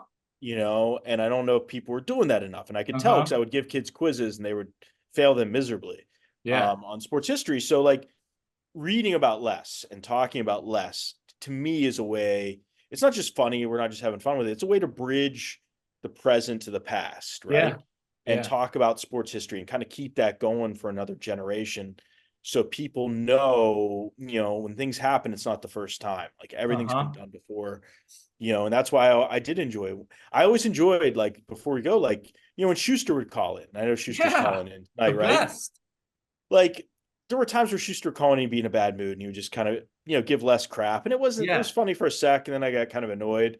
I liked when Schuster was in a good mood and he would call and they would actually just talk about stuff. Oh yeah. And have this kind of human conversation about like the things they've seen together. Yes. And that to me was like some of the best sports radio that you could listen to at 12:30 at night. Yeah. But like, so that is another reason why I do like to talk about Les and like to write about them. And I hope if any younger people are listening to this on tape delay later, know that. Go read the stories we've written. Go read the Chicago Reader story about Les and kind of remember that, Chicago's got a rich sports history and Les Grobstein was a huge part of it beyond the Lee, not just the Lee Elia stuff, like, which is great, but like, he had a rich history and I hope we keep celebrating that. Amen, brother. And it's a pleasure to have you, man. Thanks for staying up, dude. Are you gonna just crash hard now, or I'm just gonna less adrenaline? Just do some drugs and then just kidding. Dump them. No, I'll the adrenaline might care. Who else is coming on? Do I need to stay So we've got George Ofman, Cheryl Raye, Potsy live at 2, Mark Potash, Bruce and Schuster together. I got a message from Rick Telander earlier saying, hey, if you got any time, I'd love to come on. So that's one of my favorite stories. I was pulling out of the United Center one day and it was late, I'd been there writing a column and I turned on the radio and I'm like, who's this crazy old guy talking to Les? This is funny. And it was Telander. And it took me like 15 minutes to realize it was Rick. I just thought it was just a crazy guy calling. Oh, that's awesome. That's awesome. So I love Rick. I hope he calls in. I always enjoy talking to Rick. I see him around in Highwood. Oh, nice. Yeah. So that is great. This is why I love it. Everyone, people love Les. Their listeners like him, serious people like that like Telander liked him. Yeah. He's the people's champ. Yeah. Les had for a guy that we give so much crap in a loving way, the guy had so much credibility around town and so many connections. And like, remember this, and I know I got to go, but no, you're good, buddy. When he passed away, they devoted like 3 minutes to him on PTI. Oh, wow. Like a solid, and it was actually like, it was Wilbon brought it up. Yeah. And like, not a lot of people are going to get, like, how many sports media people that, from Chicago like that, we're going to get on PTI, which is still watched by a lot of people. Yeah. And then Kornheiser said something really interesting. I had no idea Tony Kornheiser knew who the hell Les was. Right. But he goes, back in the day, there was a couple guys like Les in every city in the country that had, he's like, they got the sound and they delivered it to syndicated radio stations. He goes, and that is how a lot of people in this country, before the internet and before ESPN, heard the voices of athletes around the country. Oh, wow. He goes, for people like Les working, at these games, getting the sound, sending it to radio stations. He's like, and it really opened it up to me that not just like this funny character in Chicago, that he was a part of something bigger in the sports media landscape. And like I said, that like Les getting on PTI to me is like, really says a lot too. Well, and you know what? I'll just add to that too. I'll bet you $100 that if Les had seen Tony Kornheiser in the wild, or he probably ran into Tony. I know Tony didn't get out as much as Will, but he went right up to him and just started something in I heard what you were saying about Bruce Pearl. I agree. He was a complete tool, and Tony probably had to gather himself, figure out what was going on, and then Les just imposed his will. They must, they knew each other in the 80s, I'm sure. Sure, they were sure. traveling around in the 90s and the Bulls time. But yeah, oh man. So yeah, it's nice to see him be honored. So thanks for doing this, Mark. Yeah, thanks for doing thank this, you, Sean. John. It means a lot, dude. So you guys are champs. You. Yeah, man. Very appreciative. No doubt about that. Have a great night, man. I will talk to you soon, brother. Okay. See you soon, guys. Thanks, guys. Les did a pretty good job of making sure there was real hate towards fan bases and towards individual players.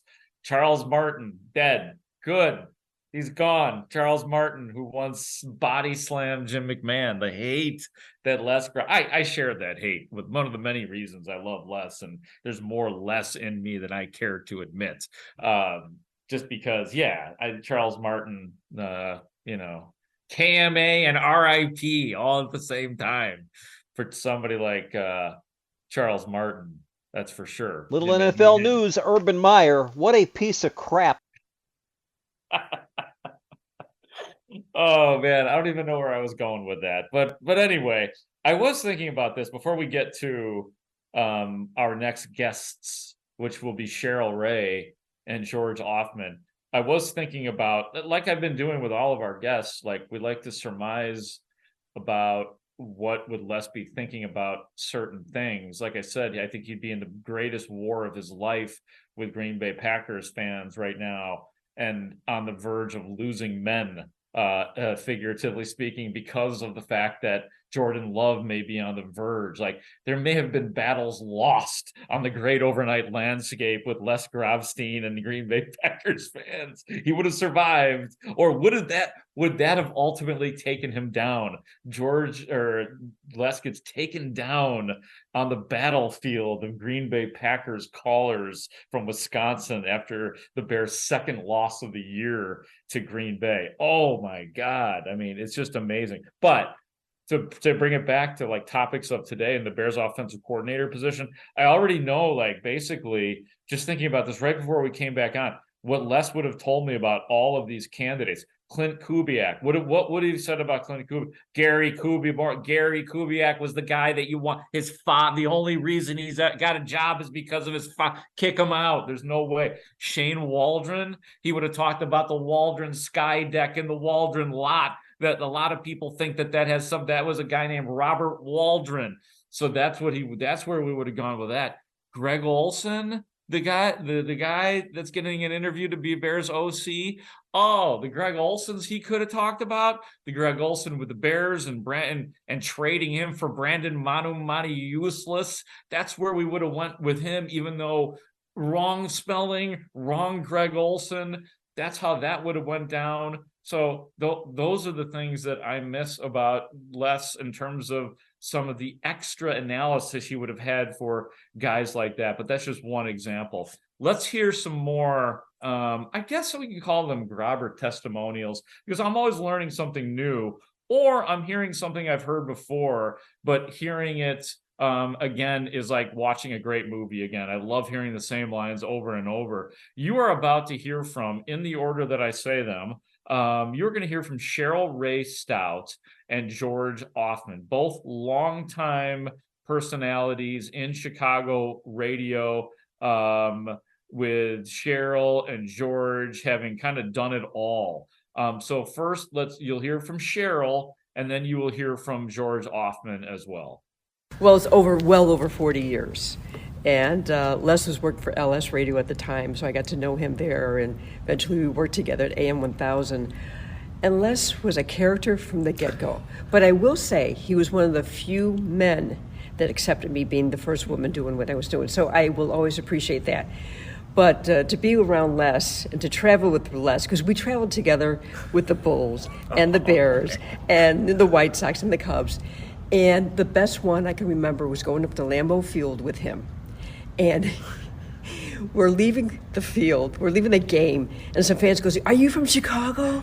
And he turns around and goes, "Yes, and I'm glad I don't have to live here." I mean, that's the essence of Les. Oh, yeah. But you know what people don't know about him, he actually was a very kind individual. He would go for them to the mat for you. He got us upgraded on flights and various things. So he did this because he liked to help, and people don't know that of him. What made Les the way he was? Going to every single sporting event, probably never slept, did overnights. He was kind of a machine. He was a savant. He just had this unbelievable depth of knowledge of everything. When he would go into a studio and not have a piece of paper in front of him and could be on the air for 4 or 5, 6, 7 hours, that's incredible. He just had this knowledge of it and his love for it. But it was even more than that. It was really deep-rooted with him, and the reason I don't know, but it was there. And he could recite something that happened in his childhood about a game that he saw.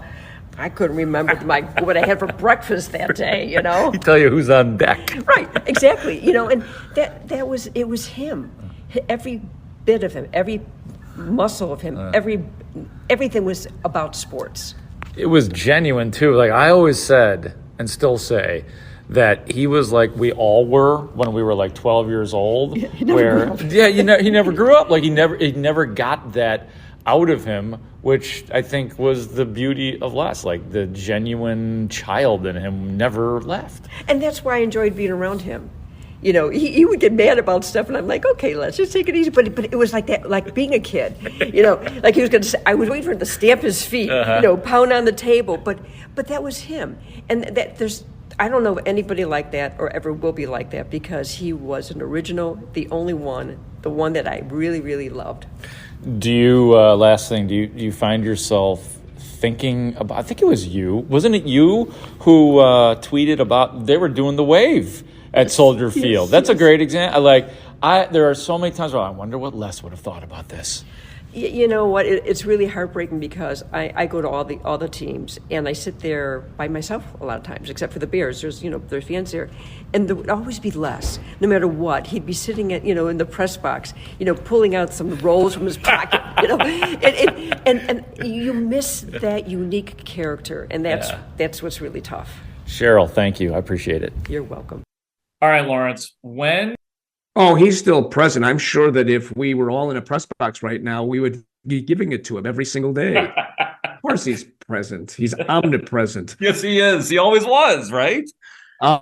Yes. I believe that of the over 3,500 sporting events I covered, I either sat next to or was in the same press box or press row with Les at least 1,500 times, if not more. I mean, we sat together at Wrigley Field. It would be myself, the legendary Red Motlow, and David Schuster. And even back then, we were really giving it to Les, to where Sharon Panazzo, who was then the Cubs PR person, if you recall, she used to come to the games and she'd park her broom outside. Anyhow, even she was laughing, which was amazing. But that's kind of part of Les. Les, he didn't dish it out. He just took it, and we gave it to him, and particularly Schuster in the Bears press box. I mean, I remember I saw Lawrence Holmes double over in laughter. He didn't get that at first when he started covering the Bears. I said, just get used to it. This is what happens all the time. It's so beautiful. So I mean, you remember, Les was not famous. He was infamous for stuffing food in his bags. I mean, you see, suddenly Les has 8 dinner rolls. I said, Les, are you having a party tonight? And suddenly they go in his briefcase. And it's, the next week. Wait. So hold on. Just so people know, you're saying he put the rolls without any wrapping? He just put the rolls into his everything. briefcase. It didn't matter what it was. It could be, it didn't matter what kind of food. I mean, if it was really foody, he'd be covering it. No, he was infamous for that. Everybody knew that Les, he took things. He was. He pilfered. Bob Rosenberg the former longtime stats guy for the Bulls, Yes. gave Les his nickname, the best nickname I have ever heard anybody give anybody. He called him the Hand. It was it was really, I mean, Les, if it was their guides or whatever, it wound up in Les's briefcase. And I'd never heard that one. Oh gosh. What was it all about? Like, why did Les have to have everything? I think when it came to the guides, the Let's be honest, was it a monetary thing? Did he really yes, the theory was he was selling them on eBay. He did get kicked out of press boxes for that. Oh, I know. He got kicked out where he was never invited back either. They finally got onto him. It's like, Les, what are you doing with 8 Cincinnati Reds? I don't know. We just Cincinnati Reds game day. Yeah, we just surmise. It's like if you opened his briefcase, it would be surprising if you didn't see a sofa in there. He took everything. But this is a great way to remember. You remember Les with laughs, but he loved what he did. Yeah, oh yeah. He was so attached to that. I mean, it was in his veins to be at every single event. If there were 3 events in a day, Les would be able to do that. If they were at the same time, I don't know, Les cloned himself, but he would find himself at those events. Yeah. Let me ask you this, because that's Les. Like, as we said, we used the word already, omnipresent. Les is everywhere, always, was everywhere, always. And some of us believe he still is here amongst us, because you could just sort of feel his aura. But well, if you go to the Bears game next time and you see that there's a few press releases missing or a few, then Les is there. Yeah, yes, he is there. What do you think Les's, and maybe this was his dream job, to just be able to go from stadium to stadium to stadium. But like a lot of us, we all kind of do what we have to do to make it in this business, and it's not necessarily what we wanted to do within the business. I think we all have a dream of what we wanted to do or want to do in this business. If it's possible to narrow it down for Les Grobstein, do you think there was one golden job in this town for Les Grobstein? No, but I think he enjoyed doing play-by-play. He did play-by-play for a number of organizations, some that lasted a short time, and so I think he did UIC basketball, or he might have done hockey as well. I forgot. But I think he did it all. You're right. Because teams that I've never even heard of. Oh, yeah. The Hustle. Yeah. He didn't get paid by the Hustle. That was the women's basketball team. Oh, he didn't get paid? I think, no, eventually they just didn't pay him, but they didn't pay anybody. They broke. Because you always say, they owe me $1,300. Yeah, somebody always owed him money. But I think his joy was just simply being everywhere as often as he could be. Okay. And not only that, it was just imagine yourself for a moment saying, I want to be at this sporting event, and I'd like to be at this sporting event, and Les would find his way there. He'd always be there. If he's traveling out of town, it didn't matter. He would be there. Right. And I have to tell you, I never took one of those road trips with Les, though I was in his car once, and I do believe I saw the entire dining room furniture in the back seat. I mean, you know that? Have you ever been on a trip with him? I've never been on a trip with him.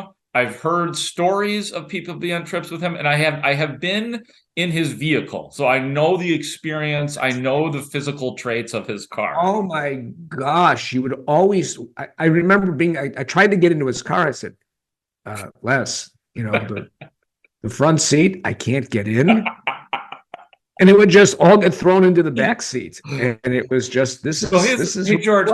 I always say his car looked, smelled, drove, came across exactly as how you would have expected. You know what I mean? Like Oh, yeah. exactly. Messy, few like bags of food, but not crazy with the food, just more unorganized file folders throughout his car, essentially. That was Les, and he also used the same tape recorder, I think, forever. But I will give Les all the credit in the world for making me a fortune that day that Lee Elia erupted in Wrigley Field in 1983, I think. Was that 83? I think it was 1983, the Lee Elia, the famous Lee Elia eruption. And so I was in the Dodgers locker room. Gian Greco was in the Cubs, but I don't think they had the camera crew there. And Les is the only one with the microphone. And, I was freelancing in those days, and I had all these clients that said, Les, can I get the tape? And of course, it was the unedited tape. Well, I am playing this for my clients. And granted, I've got to play like 5 minutes. They're going nuts. And I don't know how much money I made, but it was a fortune for one day. Wow. And Les was very gracious in, if he needed a piece of sound, I'd give him a piece of sound and vice versa. How can you not do that for what he did? But when I first met Les was at Sports Phone. So this is my first day there was Christmas Eve, 1977. It began in early November of that year. He had begun in New York the previous year. So we were on the 31st floor of the Hancock Center, and I walk in and I meet Les, and Fred Hubner took me through the ropes. So this is Christmas Eve is my first day. And here's Les. There are 3 TV sets. And on one of them, he's watching the Three Stooges, which he did every single day you were there. There would always be a Gino's Pizza. Oh, nice. Every single day. This was the same stuff. So that office had that. Ron Gleason was in that office. Pat Benkowski was in that office. And that's how I first met Les through, people, those can remember Sports Phone. There's quite a few people who remember that. I think you have to be at least 40 plus years old to at least have an idea of what it was. And that's when I first met him. And when I first started covering games in 1978, I think the summer, Les would be at some of those games. If he was not doing his shift, then he would wind up at those games. And that's when we started sitting next to each other. And that lasted for years and years and years and lines and lines. And it was just like, he truly was one of a kind. Yes, he was. And that was George Ofman, longtime score guy, George Ofman, who, as he said, sat next to Les 1,500 times. That's amazing. I mean, I probably sat next to him 100 times, something like that. I mean, all you need is one, though. I mean, like I said, Les mid-conversation with just about every conversation you have with him. Joining us live right now is my buddy and yours, Mark Potash, covers the Bears for the Chicago Sun-Times, and a longtime listener of and caller of Les Grobstein as well, right, Mark Potash? Yeah, absolutely. I could also be Mark from Arlington Heights in this context. Well, yeah, because absolutely big fan of Les and the show, and thanks for doing this, Mark. This is it's always great to kind of celebrate Les as much as we can. My pleasure, and thank you for calling in and staying up late to do it. And trust me, it means a lot to me from my side as well. But I will say, not to diminish the compliment in any way, shape, or form, but you were not immune to calling sports talk radio, and specifically Les Grobstein's show. You would just pick up the phone every once in a while and call Les, wouldn't you? Yeah, I still remember the time I won a T-shirt. I won a score T-shirt just calling in. He had a contest. I think we probably talked about this a couple of years ago. But he had a contest, and I called in, and the contest was like defending the 84 Cubs division title team versus 89. Oh, wow. And so it was me and somebody else, but I was given 89, which was, not the better team, but somehow I ended up winning and got a nice score. I think it was 1160 at the time, 820, 1160 T-shirt, which I still have. Great memorabilia from Les Grobstein's show. Oh, so my God. Absolutely, yeah. Well, hey, now I'm thinking about the 84 Cubs and the 89 Cubs. I mean, they both kind of had their own little daily double at the top of the lineup, right? Because you had Bob Dernier and Rhino in 84, and then 89, right. You had the two Rookie of the Year candidates, Jerome Walton and Dwight Smith. That was one similarity, but I think, and you had Maddox, in 89, but with even Suckless 84 season, trumps that. So I just remember thinking it was not going to be a winning argument. There was no winning argument there. But somehow ended up winning that. But that was great. I guess that's one of the reasons why I had never really worked closely with Les, just always saw him at events and stuff like that. But we were kindred spirits, and I think that's why we connected so well. I mean, I remember you talking about him and his tapes and stuff like that. I was such a nerd. I was almost a Les level nerd. I've always been. I have tapes of me calling sports talk shows when I was in high school in the 70s and things like that. So I mean, I always had a Les vibe to me. Ever just growing up and kind of feel, like I said, a kindred spirit of someone who really loves sports like Les, like John was saying, guy loves sports and just made it, was so passionate about it that he made a living out of it in his hometown. And I feel, I'm glad to say that I've been able to do the same thing. Did you also play cassette tapes of yourself, or share articles with potential dates or with dates as Les did? No, I wasn't that much like Les. No, I won't even play those for anybody nowadays. Those will be long lost tapes. You think I have bad takes now? You should have heard me when I was 17. Oh man, you must have been unbelievable. Oh man, it was. Oh man, I would love to hear adolescent or before the brain matures Mark Potash takes. That would be something. Oh man. Yeah, it was. I don't listen to them anymore just out of embarrassment. It's really something. But everybody's 17, 18 years old once. Yeah, no, that is for sure, man. Yeah, I love your relationship with Les because because obviously you guys could talk about right now if you guys wanted to, and Les was alive, you guys could go toe to toe talking about the 2024 Chicago Bears and what's going to come and who they're going to draft and all that, and we could even talk about some of that.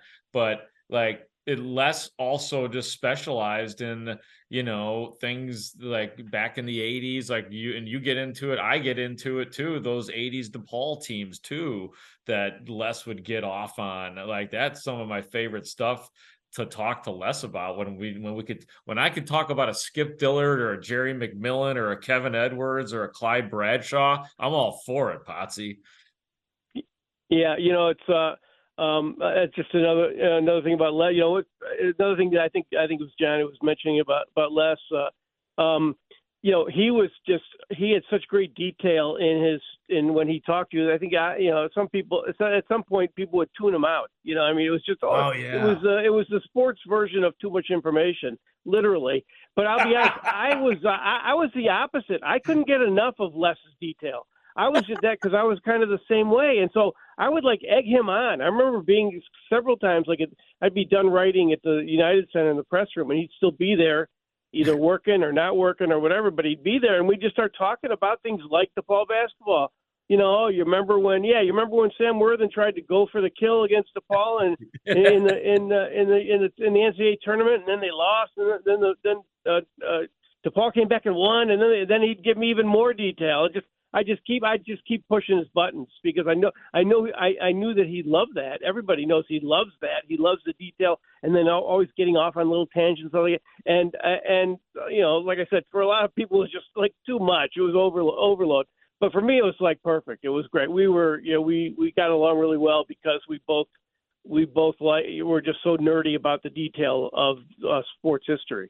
So I love how you're able to recognize that Les, to most normal human beings, he is supplying too much information, TMI, that he gets tuned out. Yet you were like you said, you're like one of the men in black. You're like one of the special people that you're hanging on every detail, yet you recognize what Les is, and he's a little bit too much sometimes.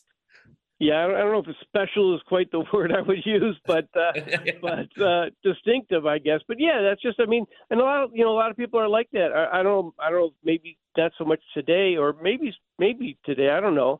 But I don't know if people are quite as nerdy about sports now. They have more access to more information now, so there really should be. If I had the internet when I was 17, my head would have exploded. I might not have made it to 18, because of all the things you could look up and things, and so we were Les was just was like that, and it was just we just really hit it off because we both had a passion for Chicago sports, and also very opinionated too. So we were similar in that regard too. If Les didn't like something, you knew about it. So, but it's always good. I was just thinking, as you guys were talking, just how, the great thing about, I think one thing that is great for me as someone who knew him about Les is just how often I think about him, because no matter what happens, there's always instances, where I think of him. Now, I work in a basement office that is surrounded by press guides, so I can't help but think about Les anytime I walk into my office. But last month when Joey Meyer died, one of the first people thought of was Les. When about a week later, we were at the Bears-Packer game, and it was up at Lambeau Field. But still, you're in a press box with Bears-Packers. You think of Les and his streak of all the games he went to and stuff like that. There was even an incident. There was something I can't remember what it was. Oh, maybe it was that game on Peacock. Was it Chiefs Dolphins? I think it was. Oh yeah. I was just joking around because it was hard to get. It was hard to find. So he would have hated that. I said, where's Sports Phone when you need it? Again, another thinking of Les. That's Les's Sports Phone, right? So it's just every little thing. And for me, I'm speaking for myself, but I think a lot of us who knew him, kind of feel the same way. It's like there's so many times where you think of him, and that's a great credit to Les, how indelible he was as a personality and as a friend. So I think that's why it's great you're doing things like this, so we can all express those kind of things. They were doing the wave at the Soldier Field like 3 weeks ago, and the first thing I thought of was, oh God, Les would have murdered these see, there you go.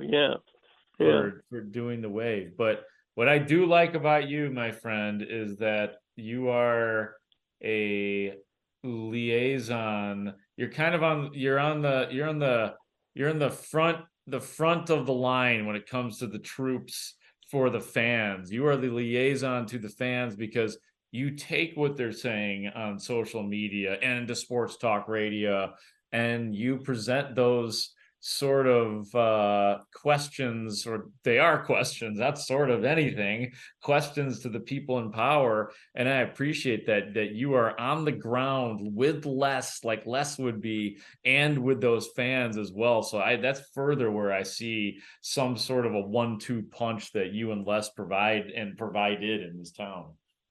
Yeah, that's I don't know if it's quite, I would say, an inspiration, but certainly a model for me, because the similarity is that Les as a reporter, you just knew, you could see how much he was a sports fan, how much he was a Chicago fan. And I kind of feel like the same way about myself, in as long as I've been in the business, is just I've never lost the fan in me. That's why, even though I cover the Bears, I've always been real eager to cover the Blackhawks and the Bulls and the Cubs and the White Sox. Whenever they've asked me, I've never turned it down.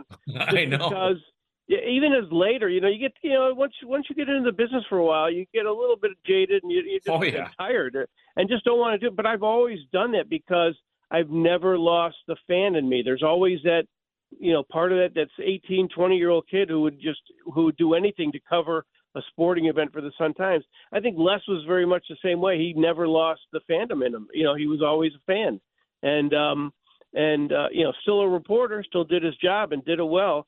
But you could tell he was a fan. So again, it's kind of another thing that to me I think it's important. That's good to have. I think it's a great quality to have is to never lose your fandom. So that's kind of the way I've always gone about it.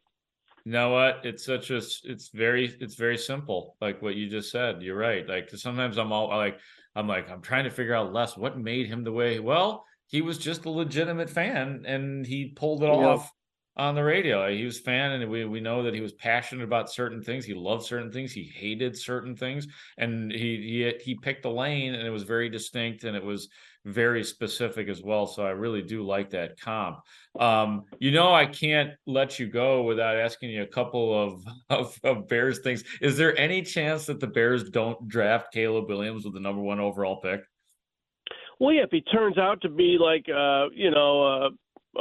total, if he botches the interview, I guess, if you say it turns out to be too much of a risk, my sense is that, and I think I wrote this last week when we did a postseason review, was that I think this kid, even though he's like a little bit different than a lot of guys, and obviously, not everybody's cup of tea. I think he's either guided well enough or sharp enough himself that he's going to pass all his interviews. I think he's going to convince people that he's the guy. So then I think it will just become a matter of, is he actually as good as everybody says, which frankly is hit and miss in the NFL. Even the people who are paid a lot of money and who are very successful at it, they draft their Trey Lances, So it's going to be a real big question, and especially it complicates it with Justin Fields. So because that's what you've got to measure it up against. Because we kind of dealt with this at the press conference with Ryan Poles.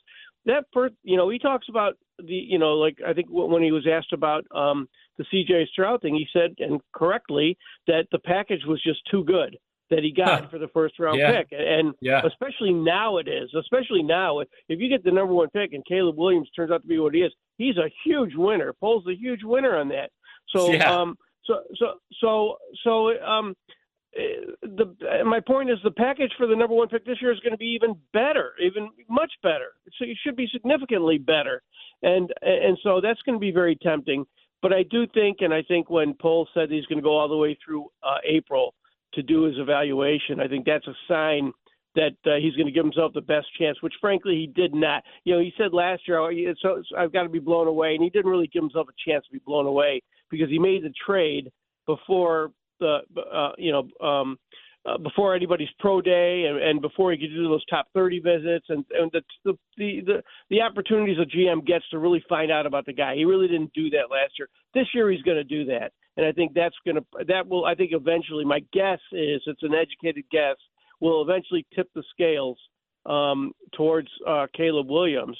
But that said, I think no matter what, I think the Bears are in good shape. I think if Caleb Williams turns out to be Peyton Manning, and he sticks with Fields, it would look bad. But I think with the package they would get for the deal, with the package they got last year, DJ Moore and Darnell Wright and Tyreek Steele, everything, they're going to still be better next year, even with Justin Fields. And Justin Fields is not a project. He's not he's not a finished product.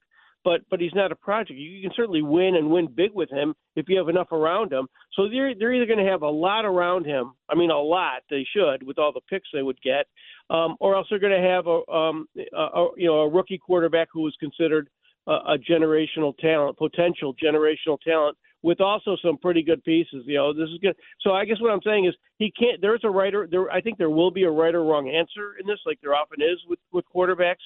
But I think it's going to be. I think he's going to come out at least for next year, the year after. No matter what he does, he's going to come out better now than he's been in the first 2 years that he's been the Bears GM. So I think you keep that in mind. Everything is so polar, one way or the other. Is that at least the Bears have the arrow pointing up no matter what, and polls have shown that he makes a pretty good deal. So I don't think he will. I think he'll be tempted by it. I don't think he'll go for it. But if he does, I think either way the Bears are going to be in relatively decent shape, considering the fact that the NFC North looking a lot better now than it was like even 2 weeks ago. Tell you what, my brother, I really appreciate you coming on. Guess what? Right after we take a break here, Mark Potash, we're going to have on your colleague, your teammate, Rick Telander is going to jump on here. So looking forward to saying hi to Rick and telling you to have a great rest of your overnight, Mr. Potash. Well, thanks, Mark. Thanks for thinking of me for this show, and I appreciate it. And I will definitely be listening to Rick. He's always great, especially late night. Rick is great, unless a show like John had mentioned, stuff like that. So looking forward to that. So thanks again for doing this, and thanks to everybody for doing everything they can to kind of keep Les in everybody's mind, because because Les deserved it. Yeah, there's no doubt about it. He does. Mark, thank you. It means a lot that you come on and do this live, and I appreciate you more than you know, brother. I'll see you around, my man. Okay, thanks again, Mark. I appreciate it. Yep. That is Mark Potash. Look, it always when the hot topic Les Grobstein things come up, like robot umpires, the thought of which he despised, instant replay, anything, any kind of change. Les was leading the fight against it. He was not afraid to look like the person who was afraid of change. He didn't need it.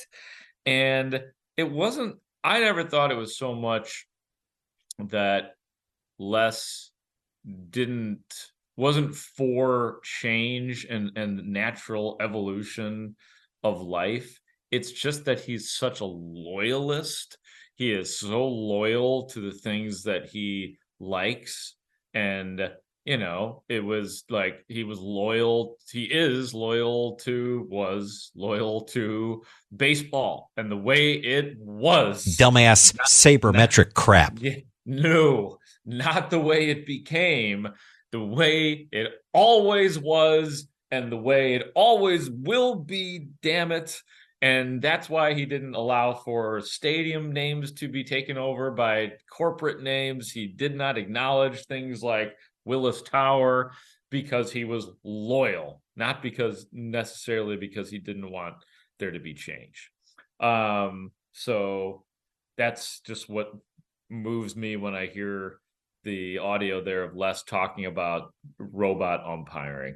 We talk about people in the media that like to call in to Les Grobstein's show. We just spoke to one of them, Mark Potash of the Chicago Sun-Times, that, he would periodically pick up the phone and call the score because he wanted to talk to Les.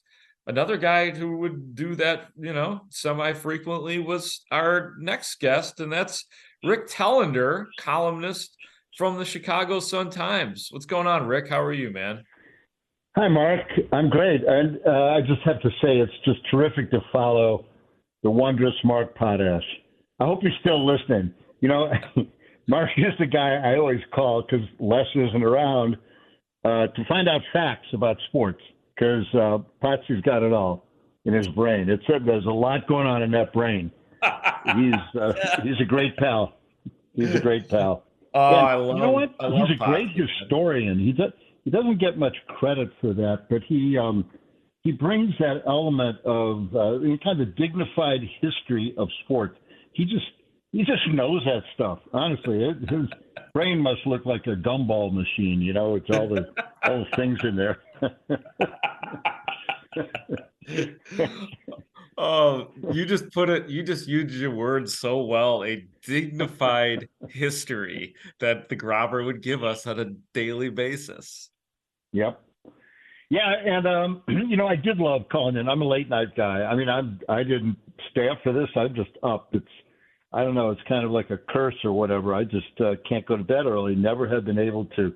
And I'd be driving back from a sporting event downtown or whatever, and, put on 670 the score, and the Grobber's going on about something. I'd call in just to vote for the bum of the night or bum of the week or bum of the year. And he was always playing those really dumb clips from Beavis and Butthead. I got some chuckles with the Grobber. Just a lot of things through the years of the Grobber. One story, if we're telling stories about him, first of all, I can't believe he's gone. It was not. It just really was a shock. I don't know why. It just, wasn't a lingering illness or anything. Just all of a sudden, boom, like people say, do you know Les Grobstein died? I said, what? Yeah. So anyway, one thing I remember, we were at the Bears were playing the Redskins when they were the Redskins, and I believe it's FedEx Field in Southern Virginia. It's about 15 miles from downtown Washington, D.C., and the game was over, and it happened to be a late season game, and I mean, it was cold. It was not quite as cold as this right here now that we have, but it was cold. And could not get a taxi. And so there's nobody left in the stadium, just a few of us guys in the press box who are just finishing writing up. We got a little bit later deadline than the guys in D.C., right? Or the East Coast. So we're there late, and there's no cabs. There's nothing. And Grobber says, hey, we're downstairs. He says, well, let's go. I know there'll be some cabs over here, or whatever he's pointing. We start wandering around this giant parking lot with huge snowdrifts, if you can believe it, in Washington or Virginia. And there's no cabs. There's nothing. I'm freezing to death. Hey, Grobber, we're insane. It's getting later and later. We're going to die here. We're never going to get out of here.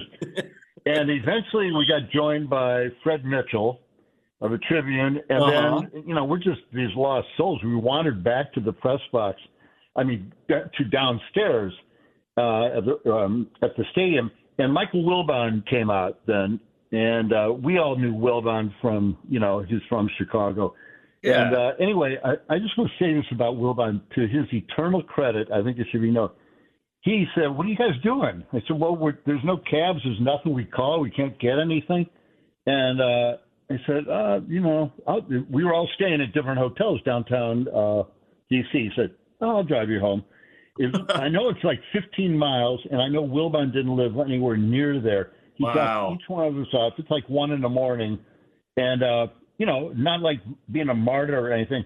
Just I want people to know that if they ever hear him or think about him, that just goes down on his good guy record. And I know I was sitting there with the Grobber, and I think there might have been 4 of us even. Probably took Wilbon an extra hour and a half of time at that time of night just to do all this. So eternally grateful, and Grobber and I used to talk about that. The remembrances of him are just a really nice thing. Yeah, well, who was? Oh, it was Greenberg. I think Jon Greenberg was telling me earlier tonight, Rick, that Les was what was he? What did he say that he was able to do? I think he was able to. Oh, God, what was it? What was it? But anyway, it was something to the effect of Les being able to come up with some sort of way to circumvent something, because that's what he was always doing. You know what? It wasn't old payphones, was it? Some guys had that technique, knowing how to do that back in the old days. Oh no, you know what? Very old school. Yeah, you know what it was. You know what it was. I was trying to think. Then my brain went in a totally different direction. I think I'm getting a case of the 3 a.m.s here, Rick.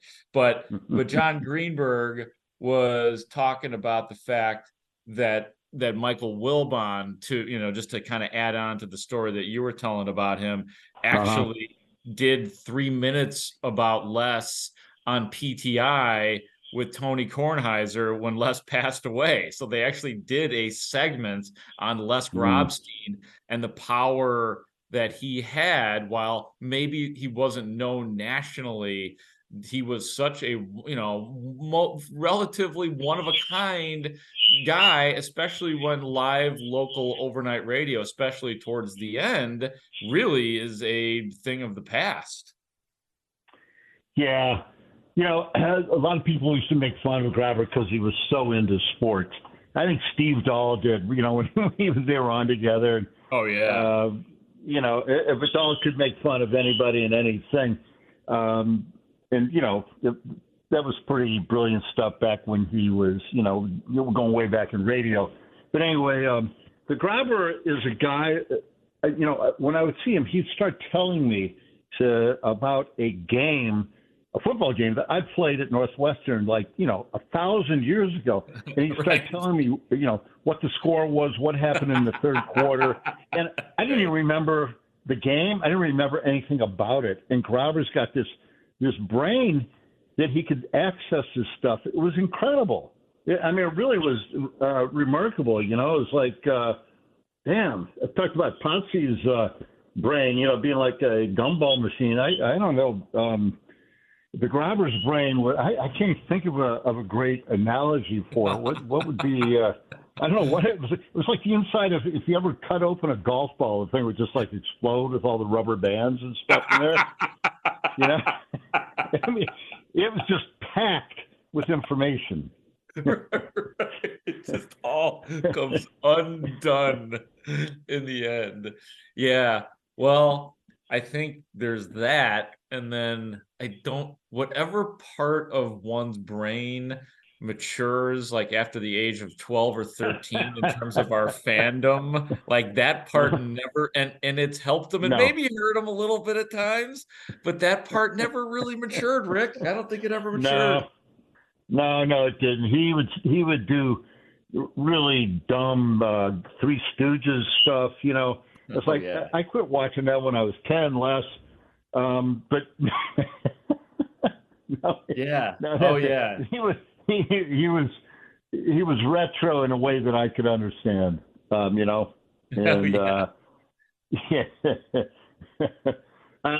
going to vote. Have you done Bum of the Year already? Yes, we did. Would you like to know who got Bum of the Year this year? I sure would.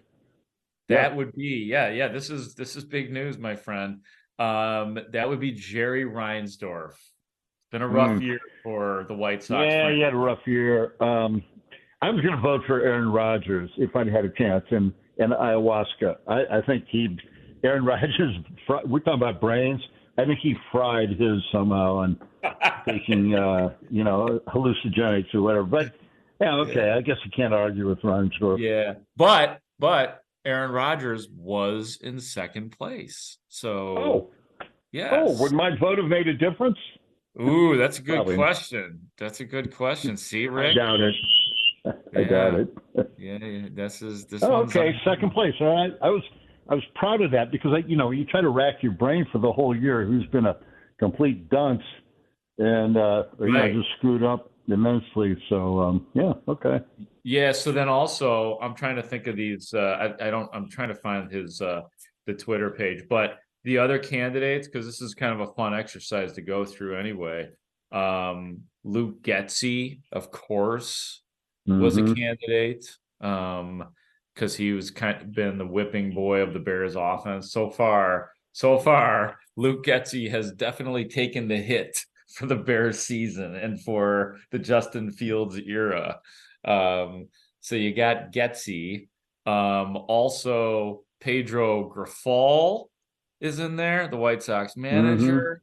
You got Rick Hahn, and then also a sneaky one, kind of sneaky moving in there, Zach Levine as well for the wanting a trade and not really liking being with the Bulls anymore. So I think those were all the candidates. Did I get them all in there, Sean? Good job of getting me those, buddy. I appreciate it.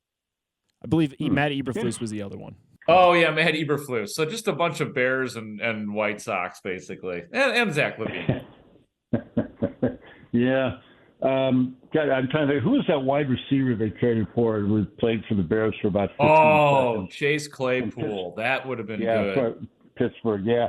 If you really parse this thing and you go back and look at news reports, boy, you could come up with some real good bums. But anyway, that's a solid list.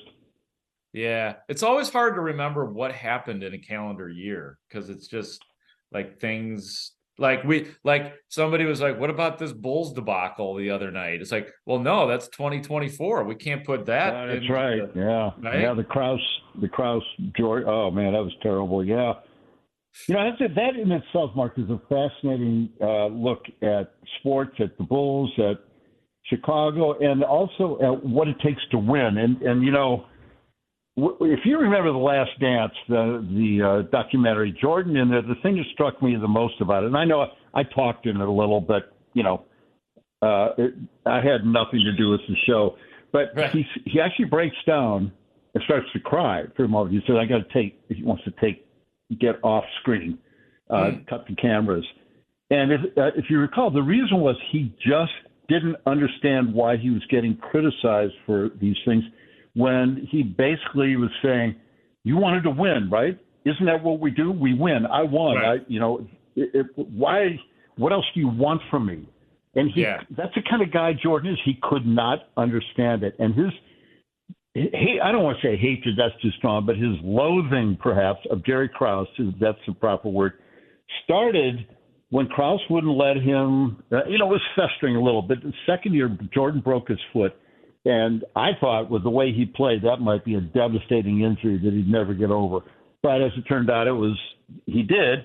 But when he came back, he had to play these limited minutes, like starting with something like 8 minutes, and then he could go to 10 and then 11, slowly like that. And he had this pent-up desire to play and was so full of, energy and craziness to get back on the floor. And Krause would not let him because the doctor said he has to go slowly. Yeah. And Jordan never forgave him. And ever. And that was 1985. And what I also remember about Jordan and the way that I think we all saw the way he keeps a grudge and the way he will build up somebody so that he can destroy them because he needs that enemy on the court. Even when he used to just, demolish players on other teams that he thought had tried to diss him in some way or had gotten the best of him one time. When Sports Illustrated had that cover that showed him, I can't remember if he was in a White Sox or a Birmingham Barons uniform, but he's playing baseball that time when he quit, shortly after his dad was murdered, James Jordan. Yeah. And it says, Michael Jordan and the White Sox are embarrassing baseball. It showed him swinging at a pitch, missing it like by a foot. A completely unfair thing, really. Right. And I was still working for Sports Illustrated then, and I saw that cover, and I said, oh, my God, you show him missing a pitch, but do not use the word embarrass. And You're Michael done. You're cooked, SI. Oh, yeah, they were. And that was almost 31 years ago, and he has not spoken to Sports Illustrated since.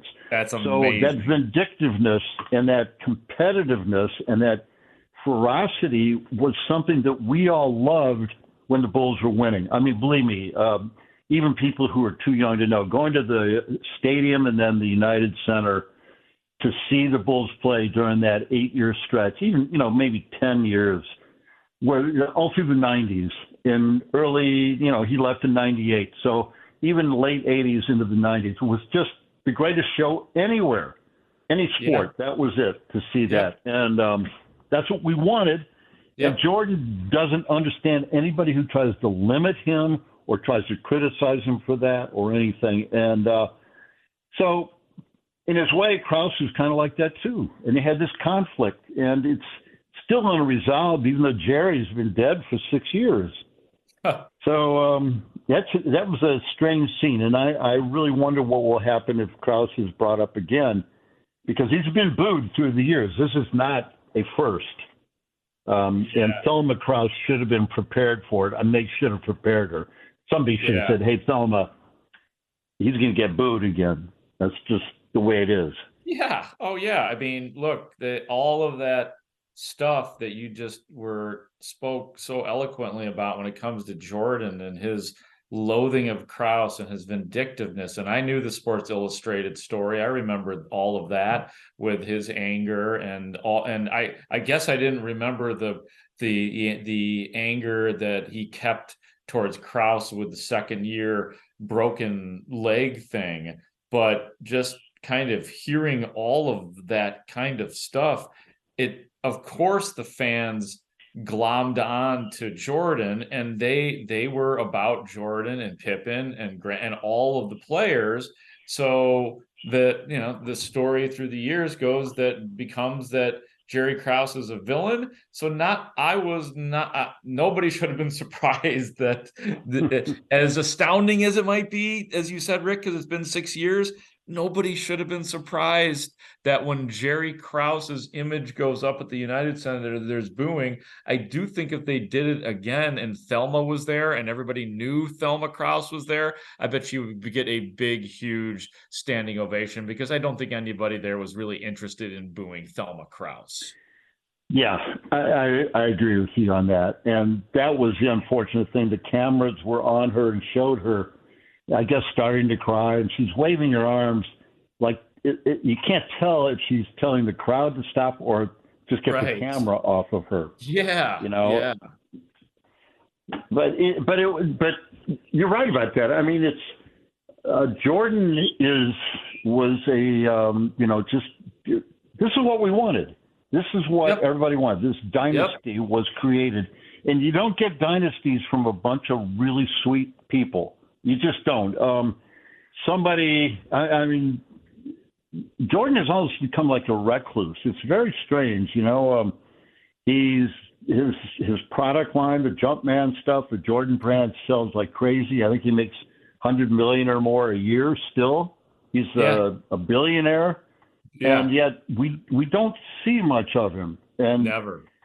This whole Chicago thing is weird. With Pippen wasn't there, Rodman wasn't there, Jordan wasn't there. Arguably the three most important or most famous basketball players for the Bulls ever. And then you've got this bizarre thing of Marcus Jordan going out with Larsa Pippen. Yeah.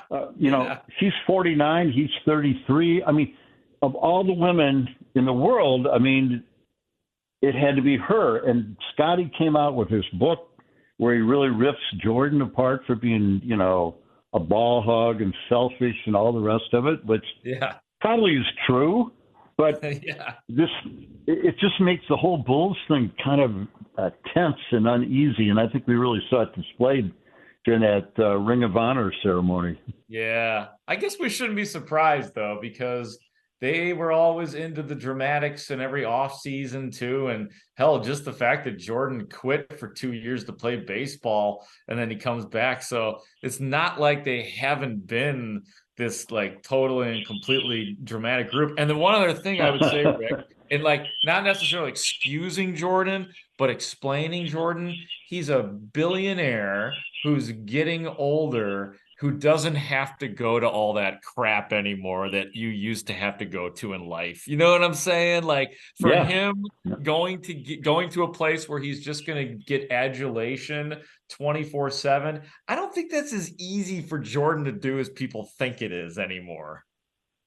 No, people ask me all the time, what's Michael doing? And, all I really can say is I think he's playing golf a lot. And, I mean, he's married.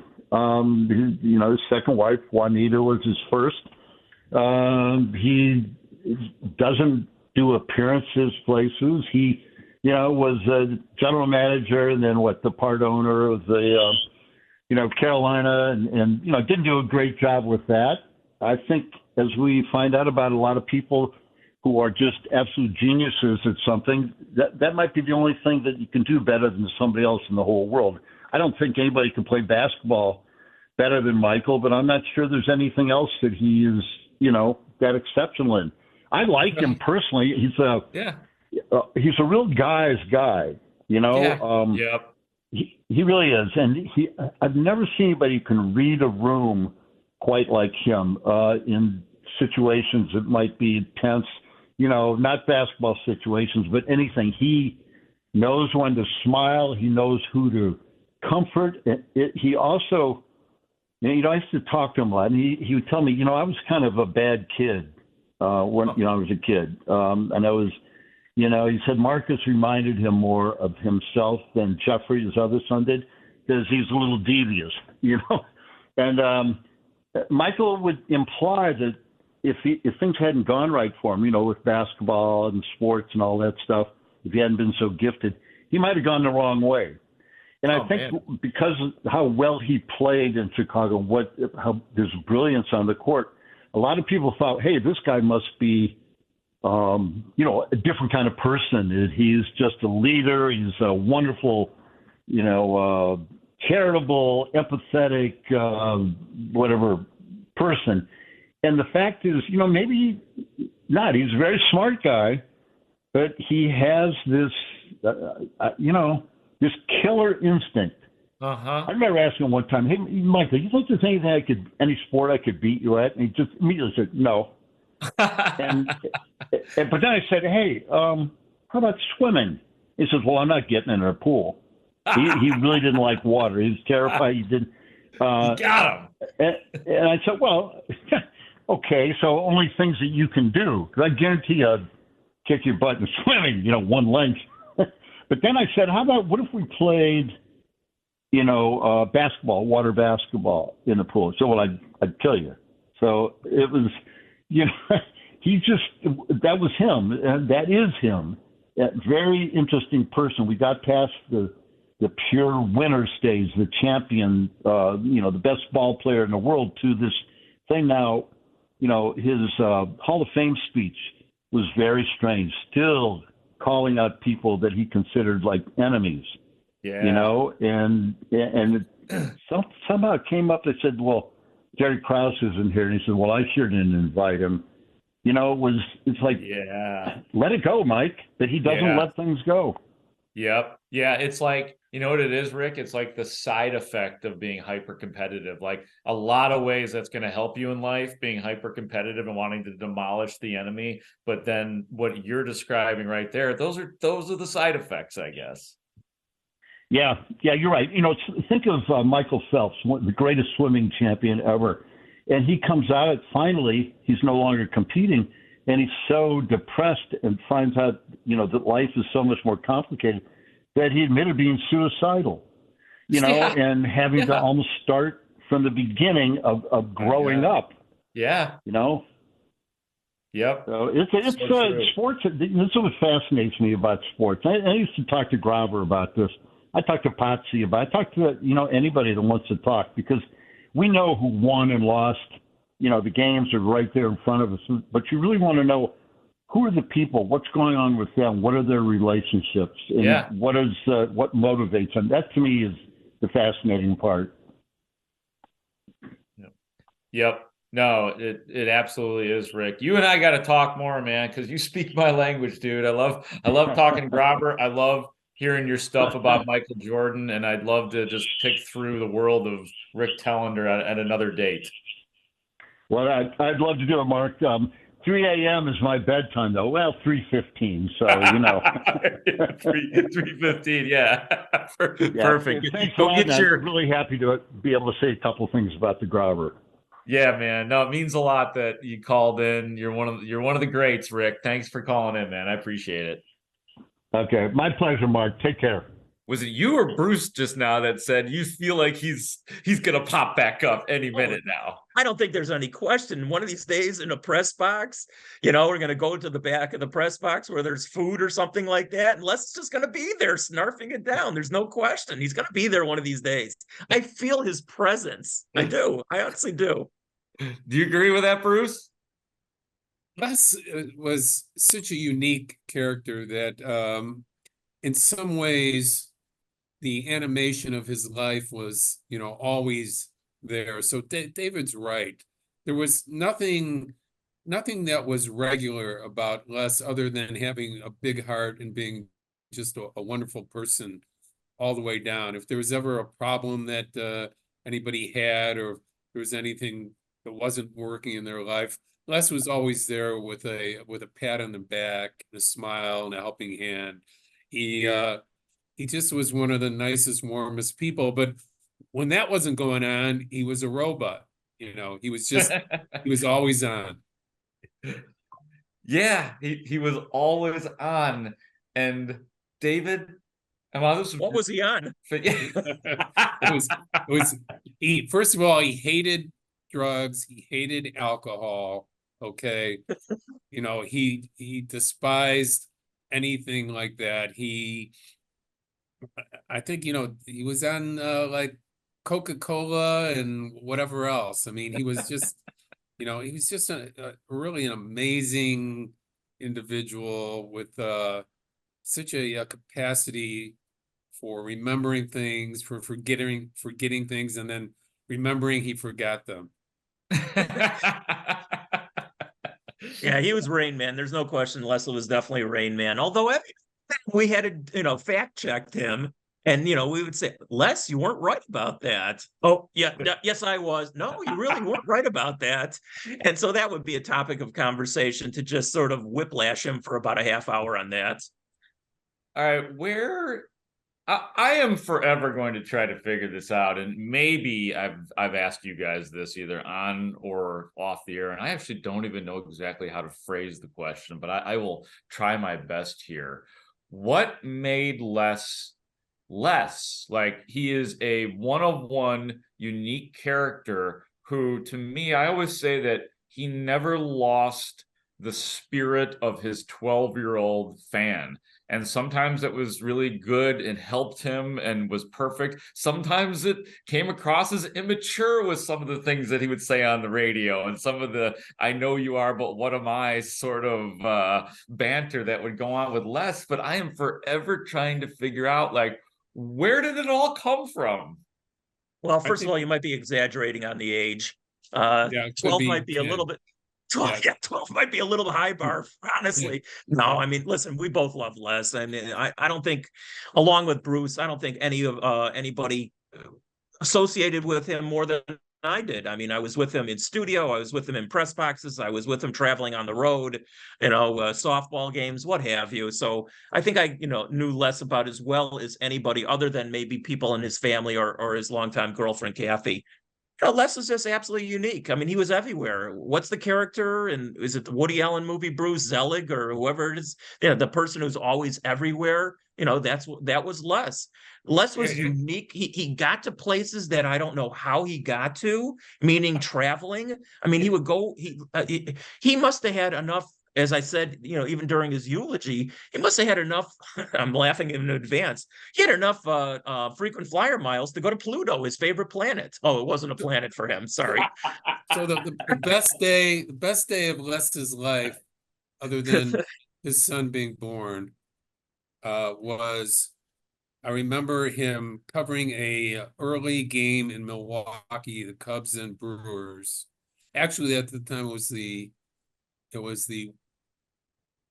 White Sox and Brewers, and then a Cub game later on in the day, an early evening game. I might have it wrong, but I do remember him saying that he covered 3 games in one day, including a Bulls game, and he did a voicer from all 3 events. So White Sox game in Milwaukee, Cub game at home, and a basketball game at the United Center. Maybe at the time it was actually, it was before the United Center, so it was just Chicago Stadium. But that was the best day of Les's life, that he could say he did that, and he reveled in the fact that he could be at 3 places. Oh yeah, one day. I mean, was.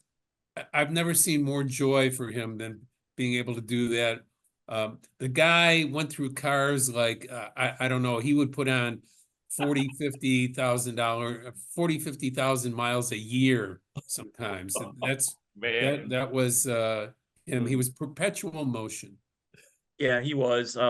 Again, the frequent flyer miles traveling around the country. I don't think he ever paid a dime for any airline.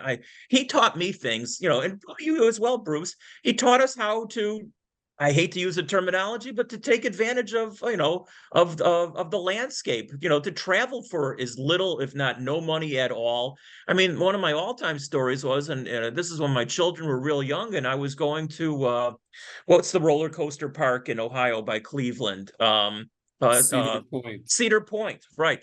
And I said, Les, I'm, taking off for about 3 days. I'm going to go to Cedar Point, with my kids.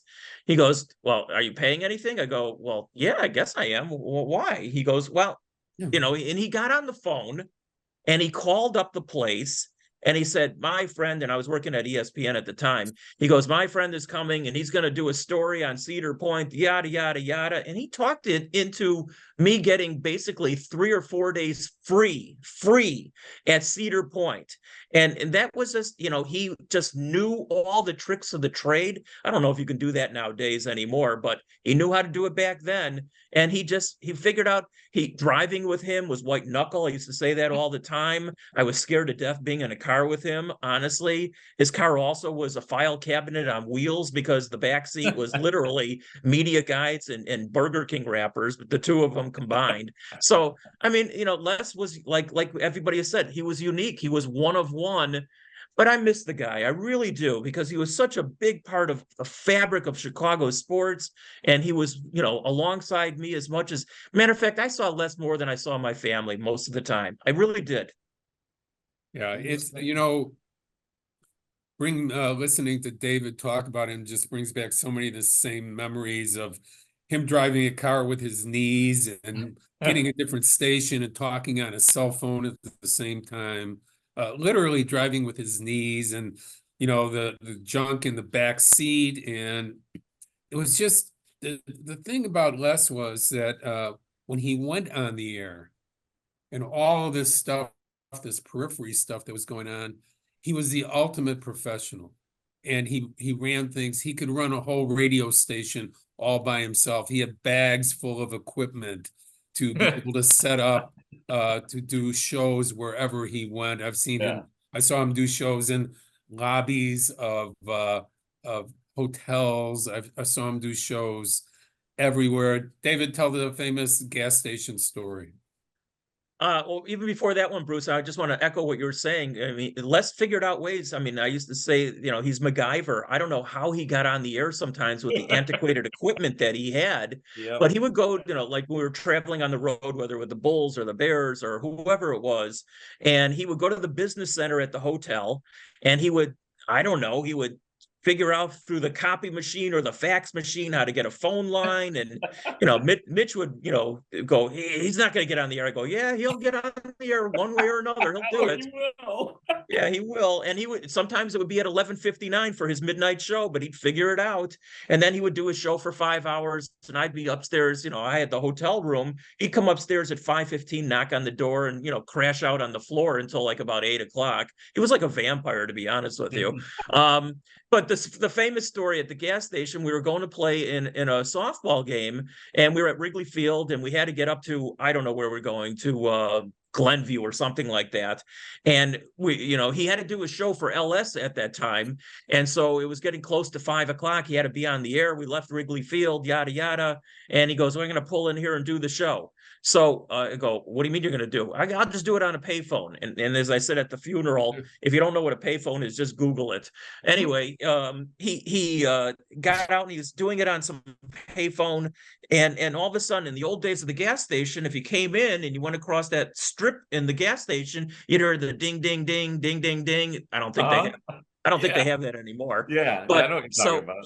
He was doing it, I believe, with Tommy Edwards, and I'm sitting in the car and I'm on the floor. I'm laughing my ass off, and Tommy goes, "Well, Les, what is that? What's that ding ding ding?" And Edwards knew where he was at. He wasn't at Wrigley, and so Les very quickly goes, "Well, that was the 22 Clark Street bus that just went by, and I'm doing this right outside Wrigley Field." And Edwards was laughing, and I thought I was going to die. I was laughing so hard. So that was Les. I mean, Les was just unique. I mean, and Les had the best show opening of anybody ever. I mean, the Rolling Stones and the Three Stooges, and to do the shows and I filled in for him, and this as well, Mark. Doing those shows for 5 or 6 or 7 or 8 hours, and sometimes longer. You're talking to yourself after a while. But if anybody could talk to himself better than anybody on this planet, it was Les. He could talk to himself for hours. And this was a guy that you couldn't get to externally. You could not rattle Les. No. The experts, Steve Dahl, Larry Lujak, everybody that he worked with and around on Mark the Grote. air did their very best to rattle him, to try to shake him from what he was talking about, to get him off subject, and you just could not do it. He was just that good. And the thing that stands out the most for me about Les was the respect that he had for people and the respect that he had for his listener. He had thousands of listeners, people that were disenfranchised, that were, Yeah. third shift people. But to him, regardless of what their level was or where they were standing in life to other people, when they were on with Les, they were the most important person in the world, and he gave them the ultimate respect and attention, and that's why Les is still and always will be popular to the people that loved him. That's deep, man. That's so deep, David. I mean, just like I'm gonna let you go here, David, or talk. I said, but just what Bruce said. How perfectly did he put the word disenfranchised? Like that is exactly the people that Les took on, and that doesn't mean like they're bad because they're just a little bit off the clock that the most of us are on. So it's so beautiful. Yeah, some of those callers are a little bit off in more ways than one. Let me tell you that. But I want to just echo something else that Bruce said. I mean, whether it was Lou Jack or Edwards or even the people at Espen or the Score. I mean, let's face it, Les at times was like a whipping boy because of some of his antics. However, that being said, Les was in the middle of some major stories over the years that people never gave him credit for. I mean, he was there during the Super Bowl when the Bears won in '85, and he got Jim McMahon to do an exclusive interview with him. I think, what did McMahon do? I mean, he pulled his pants down and in front of the helicopter up aboard or something like that. And then Les, of course, forever will be famously remembered, and Bruce knows this as well, for the Lee Elia tape, because he was the one, and I was standing there too, but I wasn't smart enough. I was laughing my butt off at Elia. The guy was doing a meltdown, but Les was smart enough to turn on his recorder, knowing that he had the rant of all times. And so, Les was in the middle of some really major sports stuff over all these years. Yeah. Again,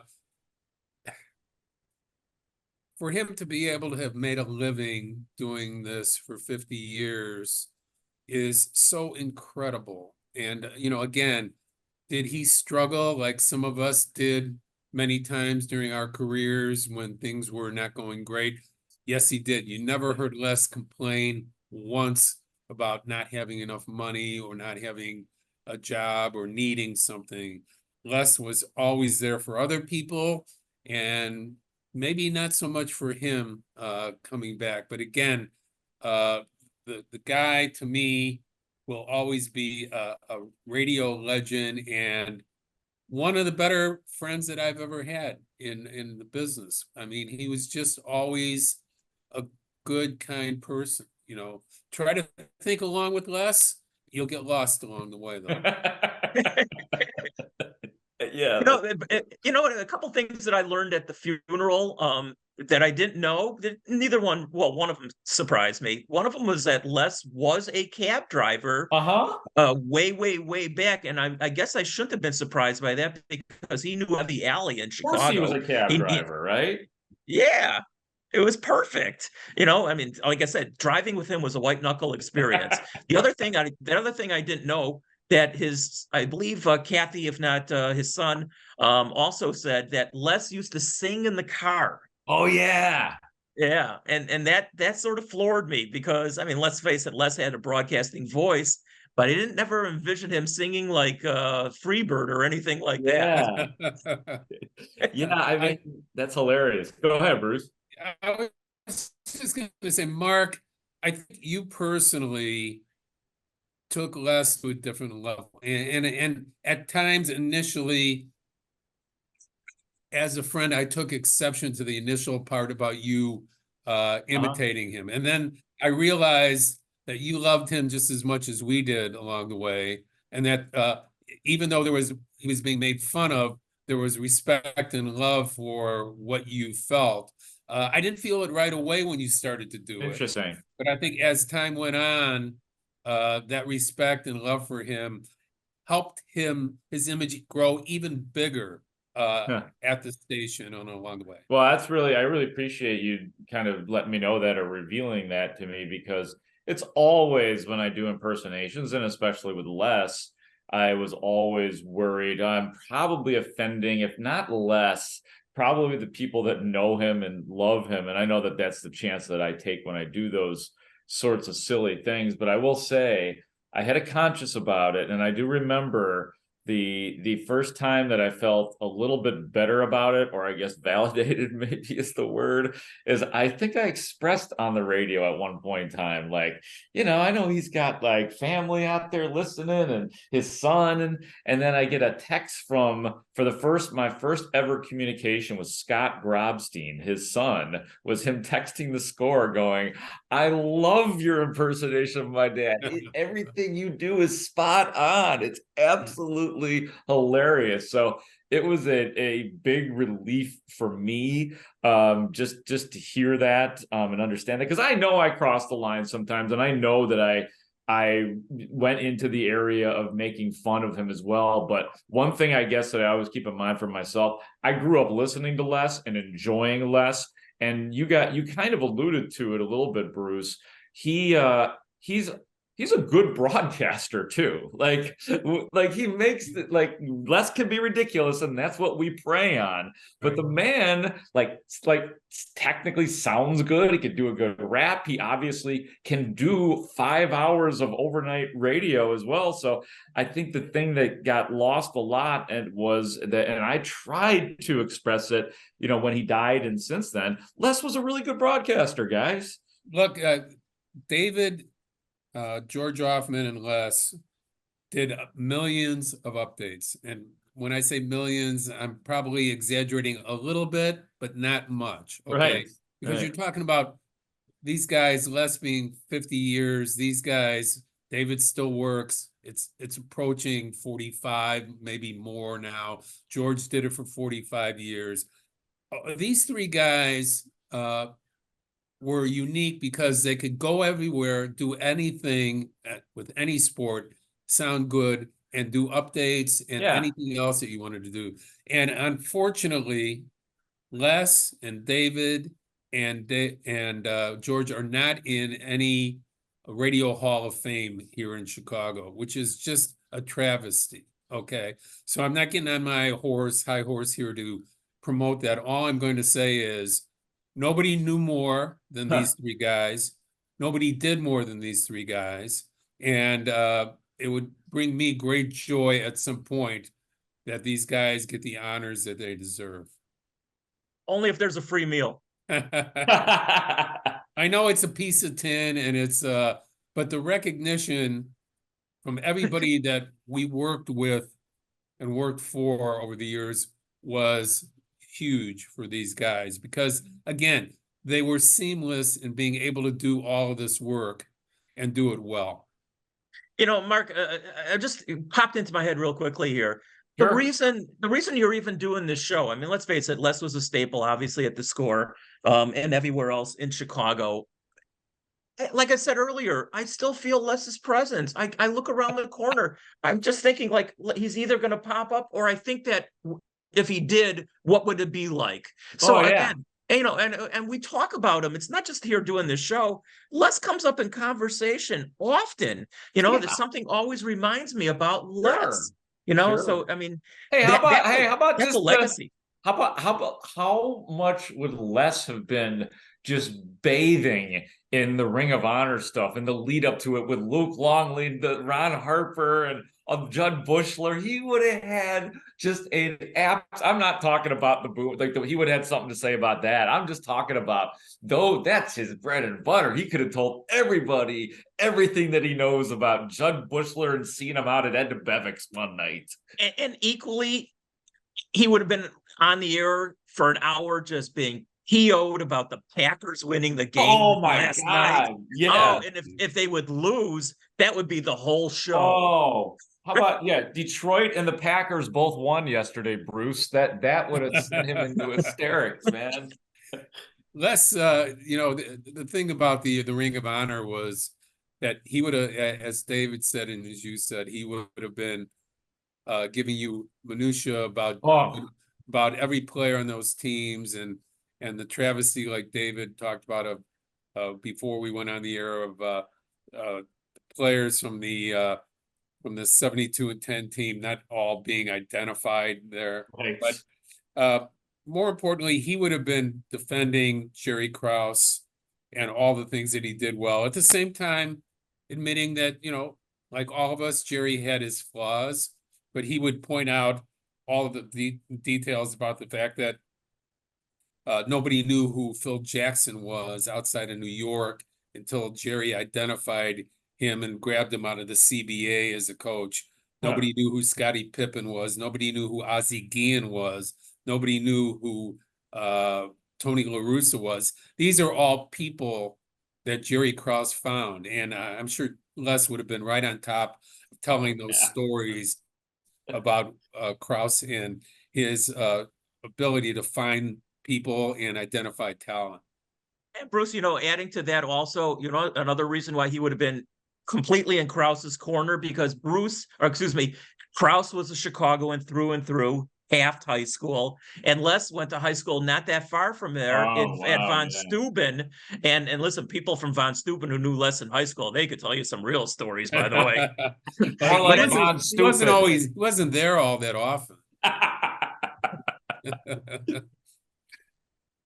That is absolutely the truth, man. I was thinking too, somebody mentioned free food, and that's a trick that we all have, but I know Les kind of could take it to another level. He also had some unique Hall of Fame. I definitely am going to turn it over to you. My one story that or Les creation that I always tell people about is I sat next to him in the Wrigley press box for a couple of years, I think, when I was at BBM. And I don't know, I had, a cafeteria meal with me, chicken or some vegetables or a salad. And then there's Les, and he digs into his pocket, pulls out a little thing of those like Toll House crackers, takes it, undoes the crackers on a little plate. Then he takes out some plasticware and a little peanut butter thing he's got, and he puts the peanut butter on one side, and then he puts the jelly on the other side and eats the sandwich. And I was like, what are you doing? What are you talking about? I'm having a peanut butter and jelly sandwich. It's free. You had to pay for yours. So that's always my point of reference. Eating with Les was a whole nother show we could do. Oh yeah, that's a whole different show. And he enjoyed his food, and as you say, there were many varieties of food and many. Let's say he created some food became aged before its time. And Les was a part of that, but or fossilized. In his pocket. The one thing you say right away after you say Les, or the one reaction you have after you say Les, is you laugh or you smile. And what could be a better tribute to a person than that? Yeah, most people don't get tributes. You know what I mean? Like Les does and will continue to as long as I'm alive. Hey Mark, when I go, will you do a tribute show for me? Oh, absolutely. Hey man, I am carrying on the torch, man, for your era, and I'm no spring chicken anymore, but I got you and Bruce and George and Les. I got all you guys. Don't worry, of course. Do one of these. Who cares? Real quickly. It doesn't matter. Who cares? It's the same thing every time. See, imitation is the sincerest form of flattery, or however that saying goes. Yeah, that's what I'm always hoping, so I don't get punched in the face. Guys, this has been absolutely wonderful. I feel like we could just do this all night. It's been therapeutic for me. At moments, I forgot that we were actually doing something that's airing on the radio right now. So, Is this another anything else you commercial? guys want to say before we spring you? Yeah, is this another one of those commercial-free shows? Yeah, I think it probably could be if I wanted it to be. So who knows? This might be the second time people are hearing this right now. I just want to say to all of Les's listeners that are returning for this show, because I'm sure 80% or more will be coming back and paying tribute with you all night long, is that you miss your best friend overnight, and we all miss Les just as much. He was just a wonderful guy and a super talent. And as David said earlier, so many things that he helped me with, whether it was freebies or knowledge about traveling. He was a savant in sports, but as David said, he was a savant about traveling and getting your family somewhere and getting the best price or no price at all. Just a wonderful guy. And I still have my old radio, my old recorder, my Marantz radio and recorder, and I will, every time I look at it, the only person that used it for a longer period of time in this era was Les Grobstein. Uh-huh. It was in the shop every other week, but somehow or another, whether with Scotch tape or paste or something, he made it work. I'm not really sure. Hey, Mark, I got a question for you. Did he ever teach you how to block some of those text callers? He never taught me. I mean, I know how to block texters, but no, Les never. Did he have a unique tutorial? Did he? Well, no, I don't, because he never taught me. And but he, there would be certain people, and you've done the show enough, and so has Bruce. You take a look at that screen, and oh God, I mean, they're ripping you a new, you know what, and Les just figured out a way, and I'm not really sure how to do it. I'm not going to see those people anymore. I can't stand them. Blah, blah, blah, blah, blah, blah. And he figured out a way of getting rid of them once and for all. Oh, that's hilarious. Of course he did. And he like when he figured that, when Les, that's another thing about Les. See here, I'm just going to go on and on and on. When Les figured something out, no matter how proud of himself. Yeah. Or if he had a joke, like the jokes he would tell. You know what I mean? Like that he always had his Les classics, and it was always like a tap on the shoulder and it'd be more like Green pays us money or whatever he would do. It was always one thing we forgot is he always talked about how the NBA games were fixed by the league office, and how the officials how the officials were calling things for superstars, and he never could get over that. He just always felt that it was unfair that the better players were given an extra 2 steps to the basket in the NBA. It's been that way, but nonetheless, Les was big on the conspiracy to protect the superstars. And he always had certain subjects he just loved. He would. I think he loved them because he was so angry at them. Whether it was the Green Bay Packers and he called them the fudge, or certainly Kentucky basketball. He hated Kentucky basketball.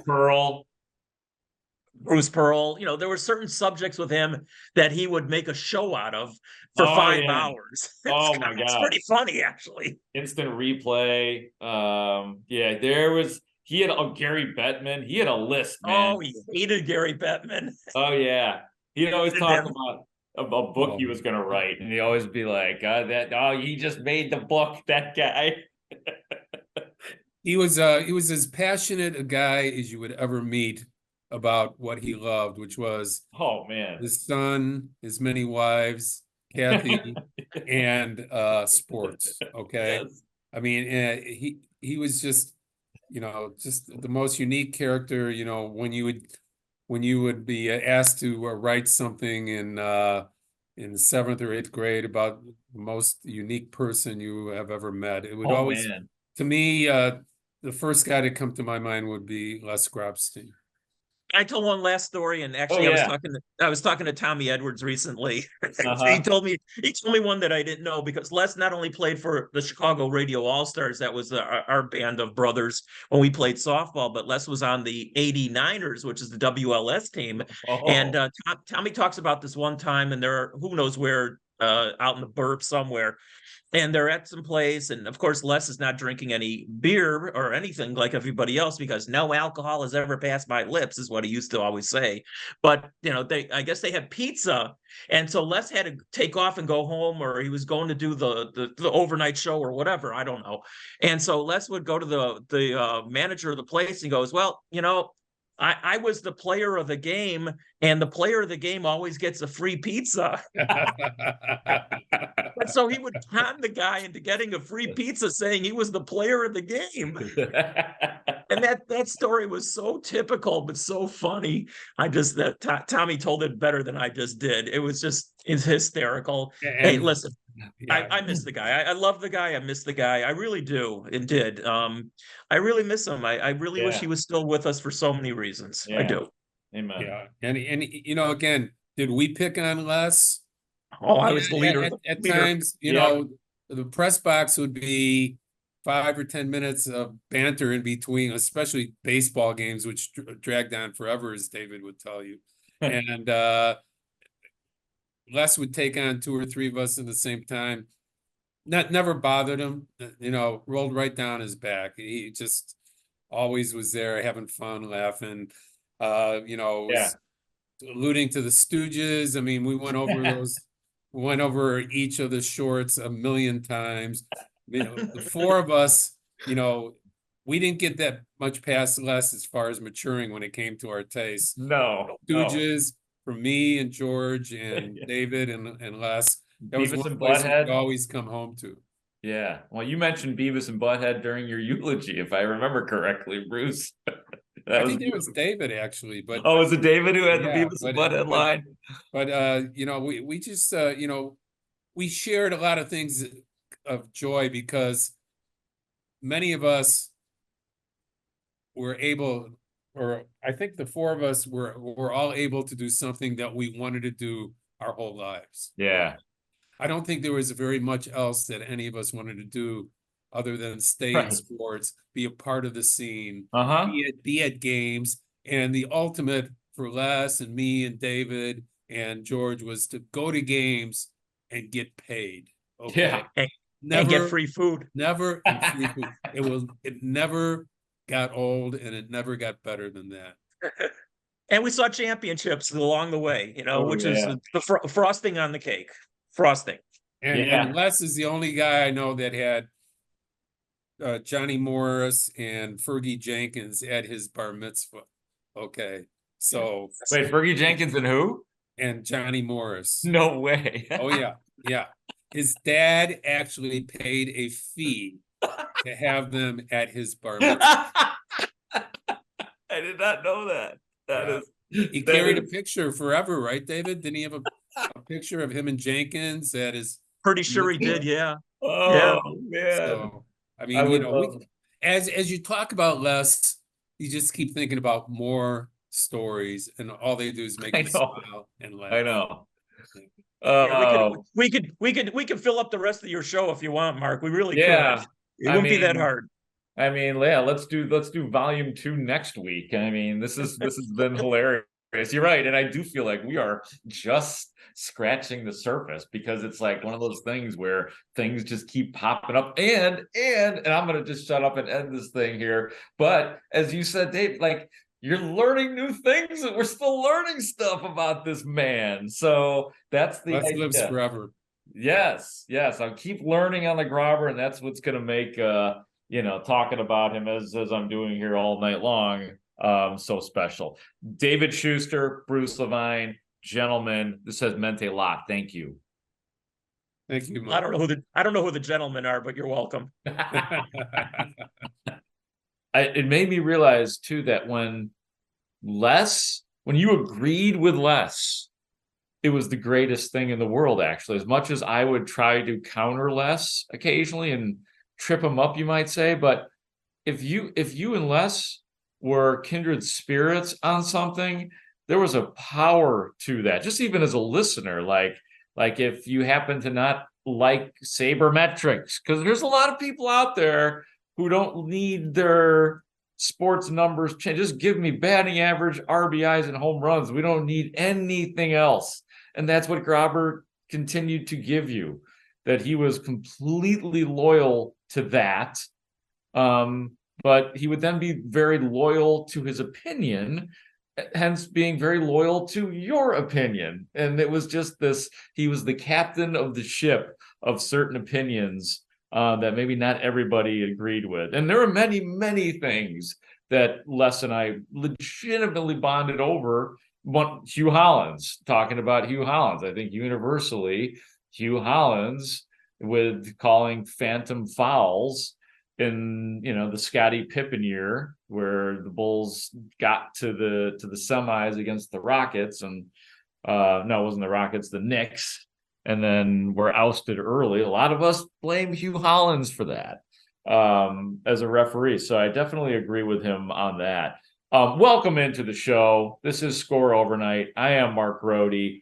In the final 45 minutes here of the show, as we continue to celebrate Les Grobstein's life, we are going to take your calls. We've been so guest heavy that I've not had the opportunity to talk to many of you guys out there, but we will open phone lines. They're open right now, as a matter of fact, 312-644-6767.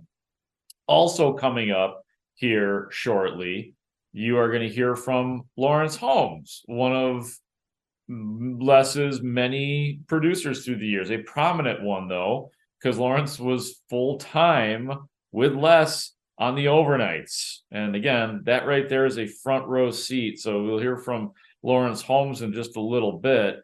We'll also hear from our boss, Mitch Rosen, the program director of 670 The Score, will join us live at 4:30 to talk about Les and talk to you, the Score listeners, as well. And before we get to your calls, again, here at 312-644-6767, one of the biggest things that I realized going through tonight and talking to lots of people about Les over the last couple of days is, and you know, we're always wanting to figure out what would Les be thinking about stuff, or what would be going on in on Les's show, what would be the theme. I believe that Les would be in the biggest radio fight for his life and for his existence with Packers fans more than ever. And I know that's always existed, but this would be the fight for his life. Like, this might have been what brought him down, if whatever dared to bring Les down really brought him down. This would have brought him down. The idea that the Packers could be on the verge of another one of those guys. You mean another Aaron Rodgers or Brett Favre, that Jordan Love? Could you imagine that battle? That the first game of the year, Jordan Love thumps the skulls of the Bears at Soldier Field with a 3-touchdown game, and then ends the season and just carves up the Bears in that final game. And it wasn't like his only trick was the Bears this year. Jordan Love, his trick was becoming, by the end of this year, one to watch in the NFL. He's not there yet. Jordan Love is a star. Like, I'm not ready to say he's a star, but Jordan Love is one to watch. And like, it is not out of the realm of possibility that the Green Bay Packers have a quarterback for the next decade. That is something that Les would have had to have been reckoned with. Like, that would have been a fight that I might have had to back him up. Like, we would have lost troops. There would have been battles lost. The casualties would have been real, I think, if Les had to fight that fight, because it's rough right now when we talk about the advantage Packers for this season. So that's one thing that was going through my head. And I'll add a couple other layers too of things that I've learned throughout the night and things that exist now that Les would take issue with, or certainly have opinions on what's going on with the Bears right now. But let us now get to you guys here in the 4 a.m. hour. Let's take some calls, shall we? Let's start with Ken in Elk Grove. What up, Ken? You're on the score. Hey, good morning, Mark. Hey, couple of things that I've been clicking on since midnight. Now my day's started. But great tribute, as always. It feels like Les should be walking through my backyard right now with Moose and talking sports. Uh-huh. So, but a couple of things that I haven't heard you say. What about his wallet? The Grobber's wallet is famous out here in the suburbs for him to pull it out and try to pay for a meal, first off, but all the ticket stubs and all the little freebies that he had jammed in there. It was the George Costanza of real wallets. Oh, yeah. You know, but it feels like Les should be still telling me that the Bears won 61-7. He was there. It was December 12th of 1980. You know, Walter Payton ran for this, that, and everything else. He was like our nerdy uncle that, you know, you were embarrassed to be with, but it was cool when he started talking sports. And everybody wanted to be with him. Yeah, that's it's pretty well said. It's like, oh, okay, good. So then, as you learn, it's like, okay, this is the guy we're just gonna talk sports with. Like that's what we're gonna do with Les. And he carried it to if you had an hour to kill, you would mention the Packers. God rest their soul. I hope they lose. Then I can be happy. Sure. But for the love of God, Mark, for the love of God, I thought turkeys could fly. If that's not Les Grobstein, nothing else is. Ken, you know what I'm talking about. So I do. Thank you, Ken. I appreciate it. Yeah, I do know exactly what you're talking about. That's the famous WKRP in Cincinnati throwing the turkeys out of the window because he thought that they could fly. That's the episode. You either know it or you don't. I'm not going to. God is my witness. I thought turkeys could fly. That's it. It was a radio stunt. So I'll leave it at that. Don the cabbie naturally is on the road. What's up, Don? How you doing, sir? Good. How are you, my friend? I'm all right. Gets lost in all of this is nobody realizes that how much Les was loved by everyone. I mean, people get a sense of it, but it was real love. And people talk about his broadcasting ability like they're giving him a little bit of credit. He was the best in Chicago, not even close. And I stopped working nights because Les is not on the radio, and there's a big hole. I mean, I would look forward to just to listen to Les. Yeah. And then people call other people disenfranchised, you know, in a way to minimize the love that they had for Les, like they're lesser people. No, we're just regular people. I have a wife and kids and a good job and stuff. We're not disenfranchised. We just loved Les, and our love is just as important as the people in the morning show. And he's missed very much. And his talent as a broadcaster, I think is the best I've ever heard. And I have two more things to say. Sure. The company Swatch did a collection of watches in collaborations with Omega, and they're called the Planets. Okay. And they're only available at 4 stores in the United States. And out of the Planets, they mentioned that there's a watch called Pluto. So the Swatch company recognizes that Pluto's a planet. And the last thing is, a few years ago, they had an astrology conference in McCormick. And I drove probably 20 people. And I asked each one of them, is Pluto a planet? And they said, without an exception, that yes, Pluto is a planet. And I said, how come Pluto ended up not being a planet? And they said, it has all the criteria of a planet, but it's a smaller planet.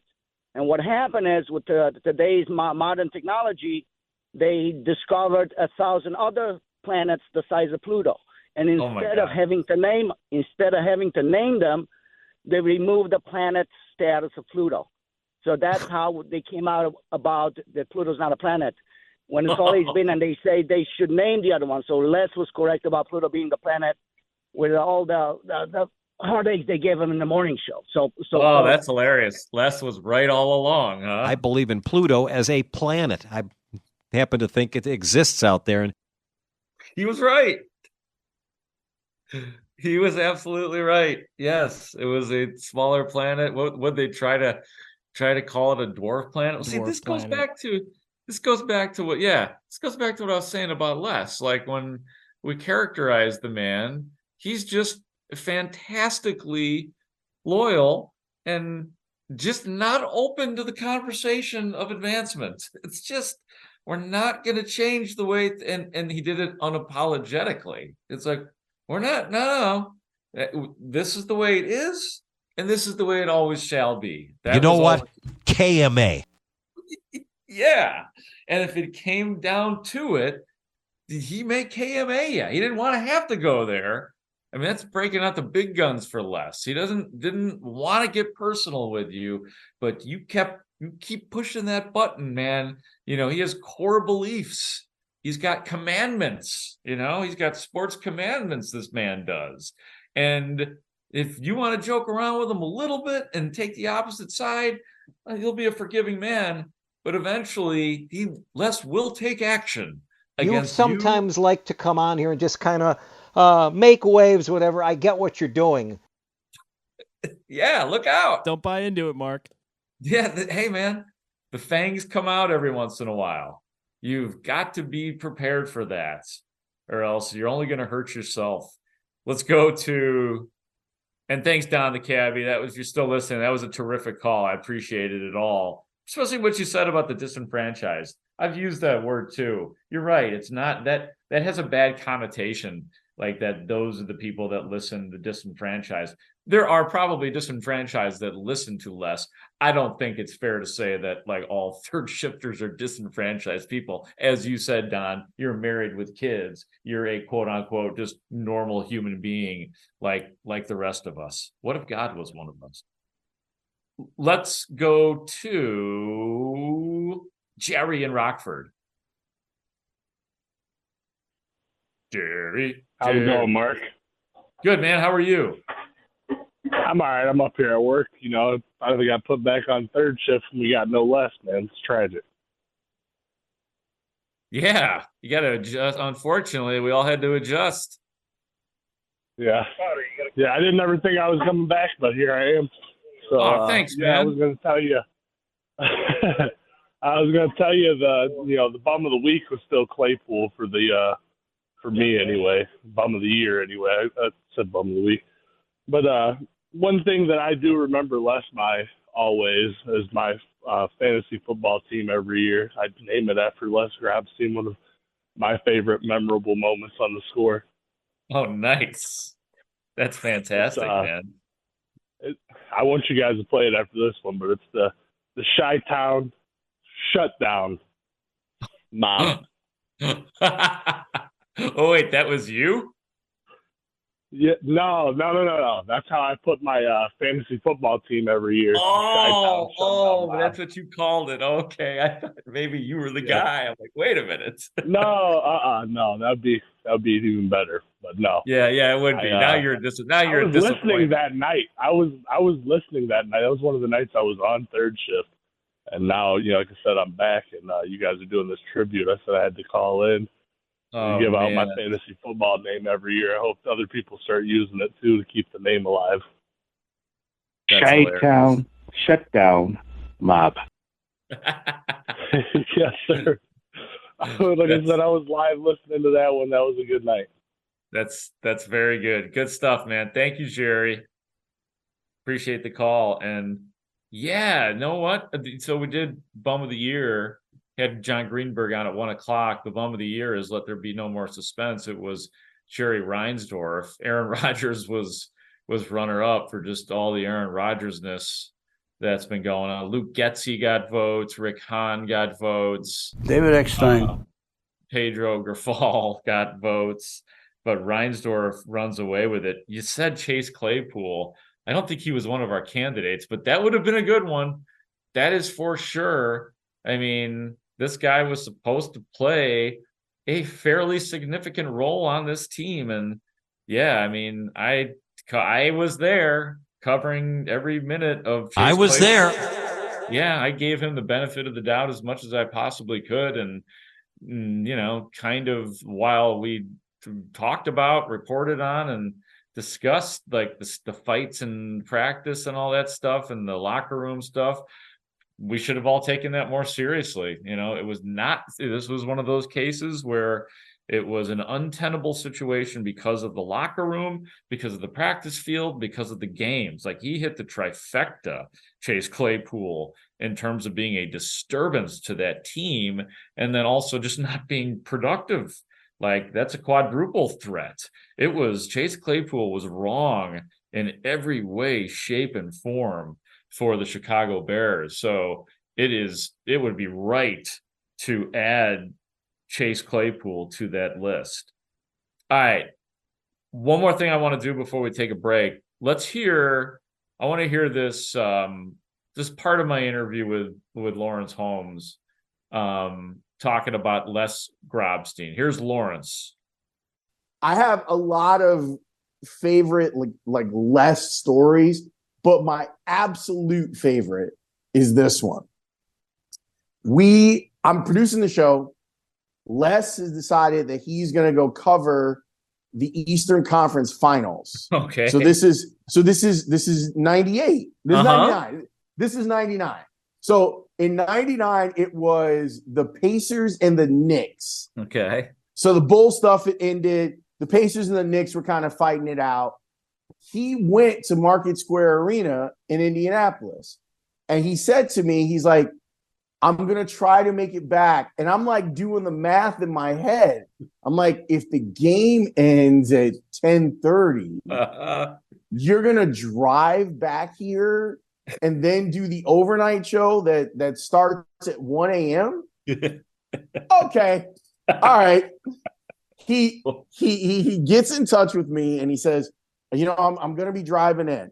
And I'm sitting there doing the math. I'm like, this is not. I said, what are we supposed to do if you can't get here on time? I was like, I'll hold Tommy Williams here as long as I can, but his show went from 9 till 1 a.m. He wanted to go home as anyone would want to go home. Uh-huh. Les has the bright idea that he'll do the show on the phone as he's driving from Indianapolis. And Grote, this is 99. This isn't now where cell phone technology is, or you could Bluetooth it. Yeah. Les is literally holding a brick phone to his ear. And I'm like, are you sure? And he's like, yeah. So we play the open. He's driving. He's giving an update of where he is and how far away he is. And I think he was in Northwest Indiana when the show started.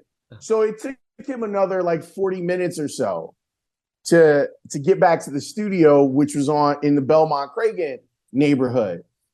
And he did the first 40 minutes of the show on the phone. Now that's not the craziest part. I didn't think so. I knew this was going to go up a level. Okay, that's not the craziest part. And if you know how I'm a comic book guy, this also plays into an origin story. Okay. Les makes it in. Now remember, he has covered an Eastern Conference final game, has driven the 3 hours and 15 minutes back from Indianapolis, and is now supposed to be on the air until 5 o'clock. Got it? I got it. Check. So it's about 1:45 in the morning when Les comes in, and he is hopped up on adrenaline. Oh yeah. We are getting like a great version of the show. Things are going great, and then inevitably he crashes. Oh. So he's on the air. It's probably about 3:30. It's really like what I used to call the dead zone of the show. Uh-huh. Anywhere between 3 and 4 to me is the dead zone. Oh yeah. Because everyone who was out late is gone to bed, and everyone who gets up early isn't up yet. Right. So there's this kind of dead point in the show. I look over through the glass. I see Les move his glasses, put them on his forehead, wipe his eyes. Okay. He falls forward into the microphone as a caller is on the air with him. Oh man. I Dude. jump on the air to answer the listeners' questions, and I go, Les, what do you think about this? And then he says, well, Lawrence, you tell me. You tell me. Well, what do you think about it? What do you think about it? And he's all panicked. So I reiterate the caller's point. I give an answer, Nice. and I say something like, no one wants to know what my answer is. They want to know what your answer is. During the break, he tells me that I can open my microphone whenever I want. Wow. That is the beginning of my on-air career at the Score. Wow. That was Lawrence Holmes, who was one of Les's many producers through the years, his first full-time gig at the Score, producing Les Grobstein and getting to exercise his chops, as we say in this business. So it's been a great 4.5 hours here talking about the life of Les Grobstein. A lot of laughs, some serious moments along the way, and some terrific testimonials, which, as a matter of fact, will continue right now because we get to bring in one of the people who has had the distinction of hiring Les Grobstein in this business, and he is our boss at the Score. He is Mitch Rosen.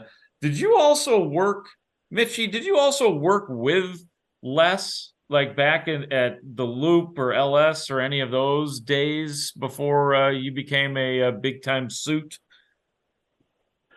Good morning, Marky. And first of all, thank you for doing this today and this morning. People don't realize that it takes a lot out of you, to change your body clock and everything to work overnights. And this is a live show. So thank you so much on behalf of the listeners and everybody at the Score. And I'm sure Les's family, Scott and Kathy and Holly and everybody. But I worked with the last, my first job in radio was at WGN in 1988 with an overnight guy named Eddie Schwartz. And Eddie used to have Les on occasionally. So I first met Les there. And then I went over to WMVP 1000 on your AM dial and worked with Les there. And I was at the Score for a while, and I thought we needed live overnight presence. And I called Les, and he was more than happy to come aboard. And that's when we started our courtship together at the Score. Yeah, that's fantastic. And I remember you telling me, maybe it was at this time last year, I don't remember, it was even offline that we were discussing it, but you told me about how you would talk to Les like every day for a while, like after his show, you two would just kind of kick back and chat, wouldn't you? Yeah, Yiddish word, and I love teaching you Yiddish. Kibitz. We would kibitz, which means kind of just shoot the you-know-what. And ironically, I'm in the same location right now, my favorite Starbucks at 103rd and Longwood Drive in Chicago. They open early now at 4:30. And I'm waiting to get my coffee, and I bring coffee to Mully and Haugh. Pre-game show at 5 with Dustin. Show starts at 5:30. And he and I would talk every morning because of COVID. He stayed home. I said, why waste the money on gas? Why waste the money to park? And at 4:56, when he got off the air, I would call him, and we would just say hello, and it's kind of a check-in, and he'd want to talk about the show, and I would want to talk about life. And we would talk about what he was doing that day and whether it would be taking Kathy's dad to the doctor, or he'd be going grocery shopping, or if live games were happening. Again, this was during COVID. He'd be talking what he was doing and traveling, to a game, and I'd make sure you better, be back in time and be safe. But kind of sad and ironic that I'm literally sitting in my car, the same exact place where he and I would talk, for close to 2 years, because I didn't see him, and I miss that. And I think back exactly, where I was every day, during the week, where we'd talk every day for 2 minutes, and that was our check-in, and I really miss that. Yeah. Yeah. No, I think something struck me though as you're talking about Les, and I'm thinking about the boss employee relationship. And of course, Les is an easygoing, agreeable guy. I can't imagine he was difficult to deal with for the most part, but you did have to manage Les a little bit, I would imagine, because of all the various places that he would pop up and like want to do his overnight show. I mean, there had to be like that had to have been a very interesting time to try to manage Les through his many trips that he wanted to take. Yeah, I don't like to tell people no unless it's really Right. no. I have a sign on my door like, we're in the solution business, right? We try to find a way to make it work, but sometimes you have to say no. And I think there's a famous story, I forgot which one, was the Super Bowl. And Les loved to go to the Super Bowl, and many times he would fund it himself because it really, from a business standpoint, it didn't make sense for Les to broadcast overnight hours from the Super Bowl. But like a lot of people, Les had a lot of side hustles, and he could monetize those trips personally. And hey, great, go for it. But over a couple of years, technically, it was never a guarantee that it would sound great. I heard you talking to Bruce and David earlier, Schuster, and he'd always find a way. Well, a couple times he didn't find a way, and it sounded terrible on the air. So at one point I said, "You are not going." Well, we'll see. We'll see. No, you're not going. Well, we'll see. And then you, troublemaker, you brought it up on the air. You said, "Les," and then he was tap dancing. Mark, why did you bring that up? So, a couple times, but we always try to make things work, and we wanted him to be safe. But there were many times where, it'd be a 3:25 kick in Green Bay, and he'd get his post-game sound, and he'd drive back, and he'd be ready to go for his overnight show in Chicago. So he always was ready when the microphone went on to do his show. Yeah, somehow, some way. You are a solutions man, Mitch. Mitch, do you fancy yourself as you're kind of a solutions guy, fixer? You make everything all right, don't you? That's kind of your side hustle, your own side hustle, isn't it? Well, we have a great team at the Score, and we have great people, and we the station's been around 32 years. I've been there close to 20, but we all work together, and we have a great team. And Les was a huge part of that. I remember also, we used to do these big events at Belvedere Banquet Hall in Elk Grove Village, Les's hometown. Yes. And whether it was a Boards and Bernstein roast or an Ozzie Guillen roast or Jeremy Roenick roast, big events right next to a great place, real-time sports. I said, Les, let's do a live show afterwards, almost like a post-game show. Those roasts were not live. We could not have those live. I think I won't say who. One of the roasts we counted 400 F-bombs that happened. So those were not live. But Les would do a post-game. And I remember he and Kathy, she co-hosted, and he goes, "Can Kathy I go, "Sure, Les." It was 10 o'clock at night, and they did a great job. But people loved him. They came up to him, and I listen every night. You don't realize how many people love to listen to overnight radio. Again, personally, I grew up in it. I worked overnights at GN and third shifters and first responders, and how many police and firefighters are listening right now that are protecting us. And it's a huge audience. And, right now we have currently a live overnight person in Amy Lawrence, and during Bears season, we do live overnights with whether it's Gabe Ramirez or Chuck Swirsky in non-bull season. And we do our best to keep, local live overnights, but we're fortunate that we have someone live that keeps up on sports. And then you tonight has just been great. But people love Les and throughout his career. And, we miss him every day. And not just us, but of course, Scott and his family, his sister Holly and Kathy. And Kathy meant so much to him. And he meant so much to her. And, we stay in touch and, certain milestones throughout the year and how much they traveled. People didn't realize that Les did take vacations, and he Yes, he enjoyed did. getting away from it all, and he loved it.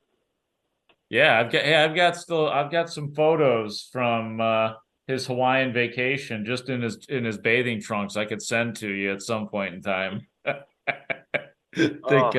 could imagine. Yeah, maybe I don't want to see those. I think you.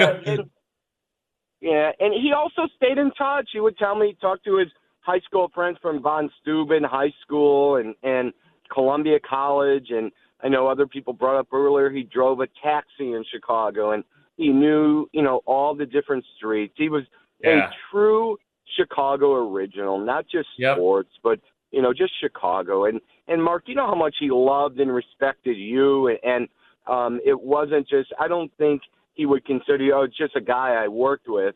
I think he truly, truly considered you a dear friend. Yeah, he did. He actually said that one time. It was very because it was in the midst of our silly comedy, one of our silly comedy routines where I was really getting on him, and I kind of apologized. And he's like, not a big deal. I consider you one of my best friends. And so it was I was sort of shocked and sort of moved. It sounds like, oh man, we're really friends. That point in life where you realize maybe you're not just a coworker with somebody, you're actually a friend with somebody. And so I'm glad that you gave a little credence to that, Mitch, to our former employee. Anything else you want to say, my friend? I mean, you've spoken extremely well of Les, but the mic is yours here for another minute before we take our final break, man. Yeah, just finally, everybody listening and that will go back and listen on a podcast or listening live, people in this medium, in radio, it's live, but it's interactive, and especially in sports.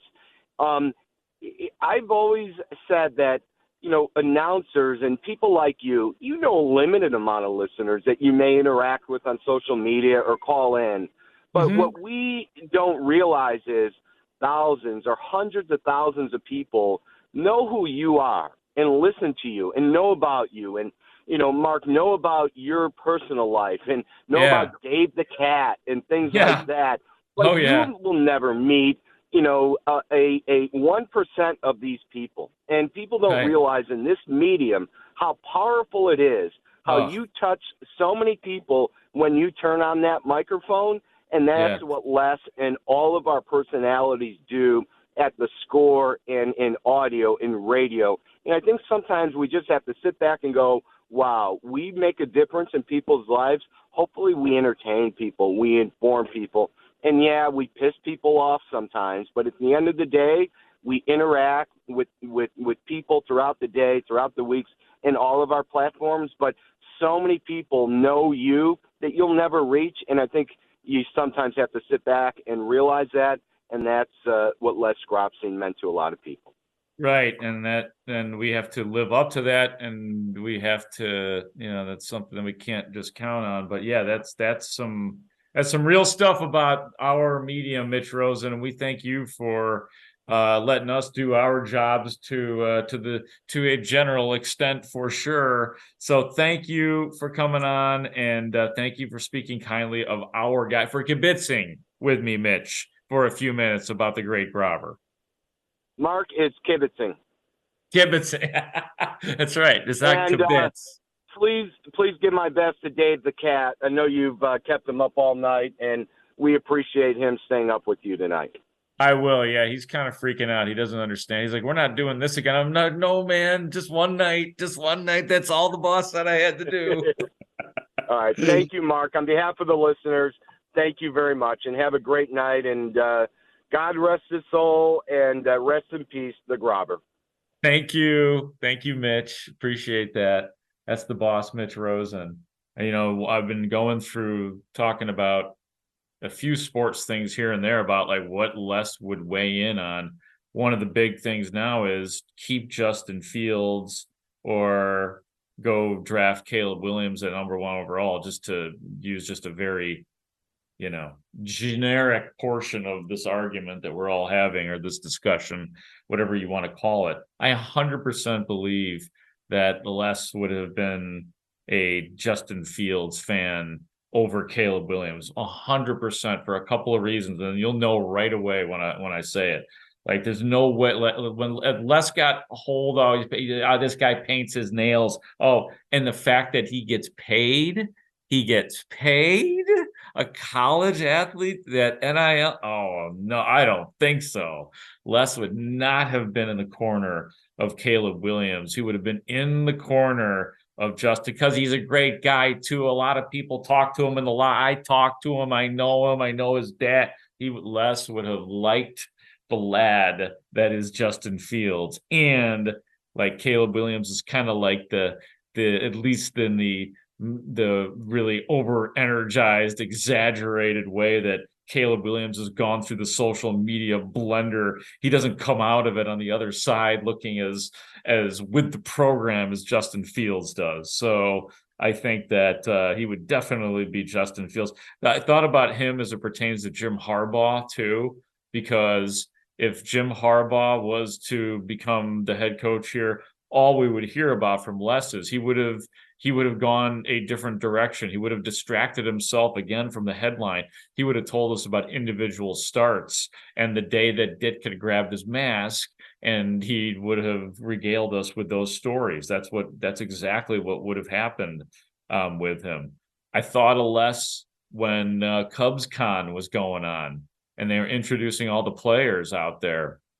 And not for a single one of the 2024 Chicago Cubs. No, I was not Dansby Swanson that I would have expected Les to have been moved by. No, it was when I heard the name Tim Stoddard called out. Tim Stoddard, man.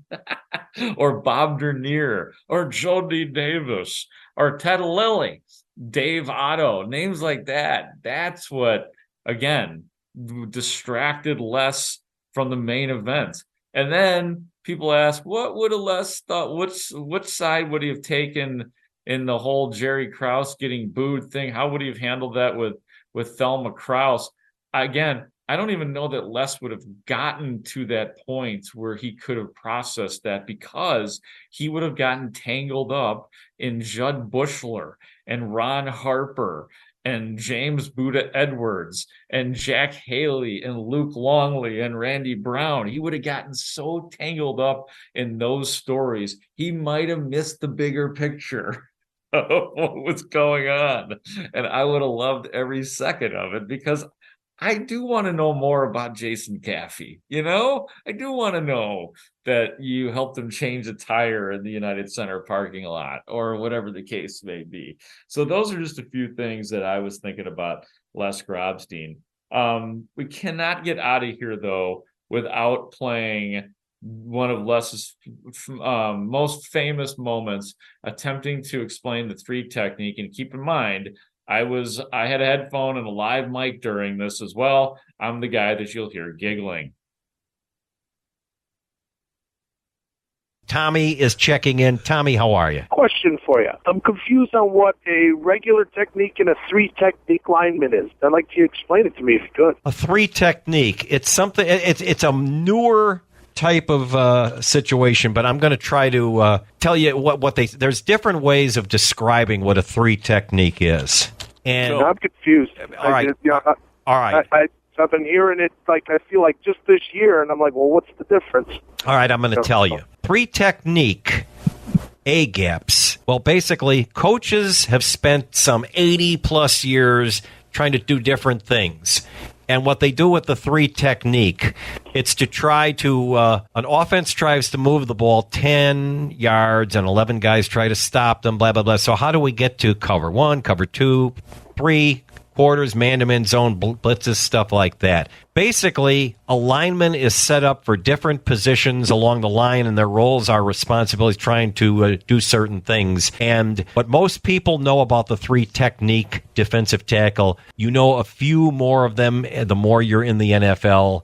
And basically, the way it is set up, they can't agree. Different coaches have different things. There's a thing called the 0 technique, and Vince Wilfork is involved with that. They have a guy named Pat Williams up there in Minnesota. He plays the 1 technique. The 3 technique, it's a 4-3 pass rushing tackle like Tommy Kelly. Does that answer that a little bit for you, Tommy? Oh, it's Polecats, Tommy, by the way. Okay, cool. Yeah. Yeah. Oh, yeah. No, that answers my question. Yeah. I appreciate it, Robert. Shorn Rogers, Kyle Williams, and Kevin Williams were all considered. And, of course, Kevin and Pat played together, and they were known as the Williams Wall up there, too. But they're not together up there. Let me ask you a question, caller. Henry Cotto or Jerry Martin? Now you're getting silly. Take care, Tommy. That's right. Polecats, I Tommy. forgot I asked that question at the end. Yeah, Enricato. That's what you call the extended play of that. Oh, I love when we can spread out a little bit and